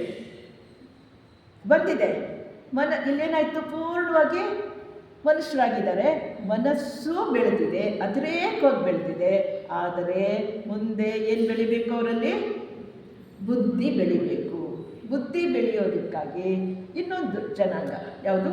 6ನೇ ಉಪವಂಶಕ್ಕಾಗಿ ನಾನು ಮಾರ್ಸ್, ಮರ್ಕ್ಯುರಿ ಹೇಳಿದ್ನಲ್ಲ, ಅವರು ಯಾರು ಅಲ್ಲ, ಕುತುಬಿಗಳು ಮತ್ತು ಮೌರ್ಯರು ಮನುಗಳ ಜೊತೆಯಲ್ಲಿ ಅವರು ಶಿಷ್ಯರಾಗಿ ಕೆಲಸ ಮಾಡಿ ಯಾವುದು 1ನೇ ಮಹಾವಂಶದಲ್ಲಿ, ಇದು ಆರ್ಯರ ವಂಶದಲ್ಲೇ ಇವರು ಬೆಳೆದು ದೀಕ್ಷೆ ಪಡ್ಕೊಂಡು ಜೀವನ್ಮುಕ್ತರಾಗಿ 6ನೇ ದೀಕ್ಷೆಗೆ ಹೋಗಿ ಈಗ 5ನೇ ಉಪವಂಶದಲ್ಲಿ ಅವರೀಗ ಚೌಹಾನರಾಗಿದ್ದಾರೆ. ಯಾರು ಕೆಳಗಡೆ ಮನುಗಳಿಗೆ, ಮುಂದೆ ಮೌರ್ಯರು ಮುಂದಿನ ಮನುಗಳಾಗ್ತಾರೆ. ಯಾವಾಗ 6ನೇ ಮಹಾವಂಶಕ್ಕೆ. ಬುದ್ಧರು ಬೋಧಿಸತ್ವರು ಯಾರಾಗ್ತಾರೆ? ಕುತುಬಿಗಳು 6ನೇ ಮಹಾವಂಶಕ್ಕೆ ಬೋಧಿಸುತ್ತಾರೆ. ಈ ರೀತಿ ನೋಡಿ, ಎಲ್ಲಿಂದ ಇವರು ಪ್ರಾಣಿಗಳಾಗಿದ್ದಾಗಲಿಂದಲೂ ಮನುಗಳ ಜೊತೆಯಲ್ಲಿ ಸಂಪರ್ಕ ಇಟ್ಕೊಂಡು ಅವರು ರಾಜರಾದಾಗ ಅವ್ರ ಜೊತೆಯಲ್ಲಿ ಕೆಲಸ ಮಾಡ್ತಾ ಅವ್ರು ಹೇಳಿದ ಕೆಲಸ ಮಾಡಿ ಮಾಡಿ ಡೆಡಿಕೇಶನ್ ಮಾಡ್ಕೊಂಡಿದ್ದರಿಂದ ಇವರೆಲ್ಲರೂ ಕೂಡ ಥಿಯಾಸಿಕಲ್ ಸೊಸೈಟಿಯಲ್ಲಿ ಕಿಂಕರರ ಗುಂಪು ಅಂತ ಹೇಳ್ತೀವಲ್ಲ, ಇದು ಎಷ್ಟು ದೊಡ್ಡ ಪ್ಲ್ಯಾನು. ಇದು ನಡೆದಿರೋ ಕತೆ. ಆದರೆ ಪೂರ್ವಭಾವಿಗೆ ಸಿದ್ಧತೆ ಎಷ್ಟು ನಡೆದಿದೆ? ಥಿಯಾಸಿಕಲ್ ಸೊಸೈಟಿ ಮುಂದೆ ಸ್ಥಾಪನೆ ಆಗೋದಕ್ಕೆ ಮೌರ್ಯರು ಕುತುಬಿಗಳು ಒಪ್ಕೊಂಡ್ರು ಅಂತಂದರೆ ಅವ್ರಿಗೆ ಎಷ್ಟು ಧೈರ್ಯ ಬಂದಿರಬೇಕು ಮನುಗಳ ಆಡಳಿತದಲ್ಲಿ ಬೆಳೆದು. ಹಾಗೆ ಬೆಸೆಂಟ್ರು, ಲೆಡ್ಬಿಟ್ರು, ಬ್ಲಾವೆಟ್ಸ್ಕಿ, ಆಲ್ಕಟ್ರು ಇವರೆಲ್ಲರೂ ಕೂಡ ಒಂದಾನೊಂದು ಕಾಲದಲ್ಲಿ ಇವರು ಸಂಪರ್ಕದಲ್ಲಿ ಪ್ರಾಣಿಗಳಾಗಿದ್ದರು, ಮನುಷ್ಯರಾದರು, ಮತ್ತು ಅವ್ರ ಜೊತೆಯಲ್ಲಿ ಸೇವಕರಾಗಿದ್ದರು. ಹೀಗೆ ಅದನ್ನು ಒಂದು ಕತೆ ಇದೆ. ಅದನ್ನು ಇನ್ನೊಂದ್ಸಲಿ ನೆಕ್ಸ್ಟ್ ಟೈಮ್ ಹೇಳುವಾಗ, ಈ 4 ಉಪವಂಶಗಳು ಹೇಳುವಾಗ ಇವರು ನಮ್ಮ ಥಿಯಾಸಿಕಲ್ ಸೊಸೈಟಿಯಲ್ಲಿ ಬರೋರು ಯಾವ ರೀತಿ ಹುಟ್ಟಿದ್ರು, ಯಾವ ರೀತಿ ಅವರು ಇದಕ್ಕೆ ಸಹಾಯ ಮಾಡಿದ್ರು ಅನ್ನೋದನ್ನು ಡೀಟೇಲ್ ಆಗಿ ಮುಂದೆ ತಿಳ್ಕೊಳ್ಳೋಣ. ಇಷ್ಟು ಹೇಳೋದಕ್ಕೆ ಅವಕಾಶ ಮಾಡಿಕೊಟ್ಟಂಥ ಸಿಟಿ ಲಾಡ್ಜಿನ ಪದಾಧಿಕಾರಿಗಳಿಗೂ, ನೀವು ಭಾಳ ಸಾವಕಾಶವಾಗಿ ಕೇಳಿದ್ದಕ್ಕೆ ನಿಮಗೆಲ್ಲರಿಗೂ ಧನ್ಯವಾದ.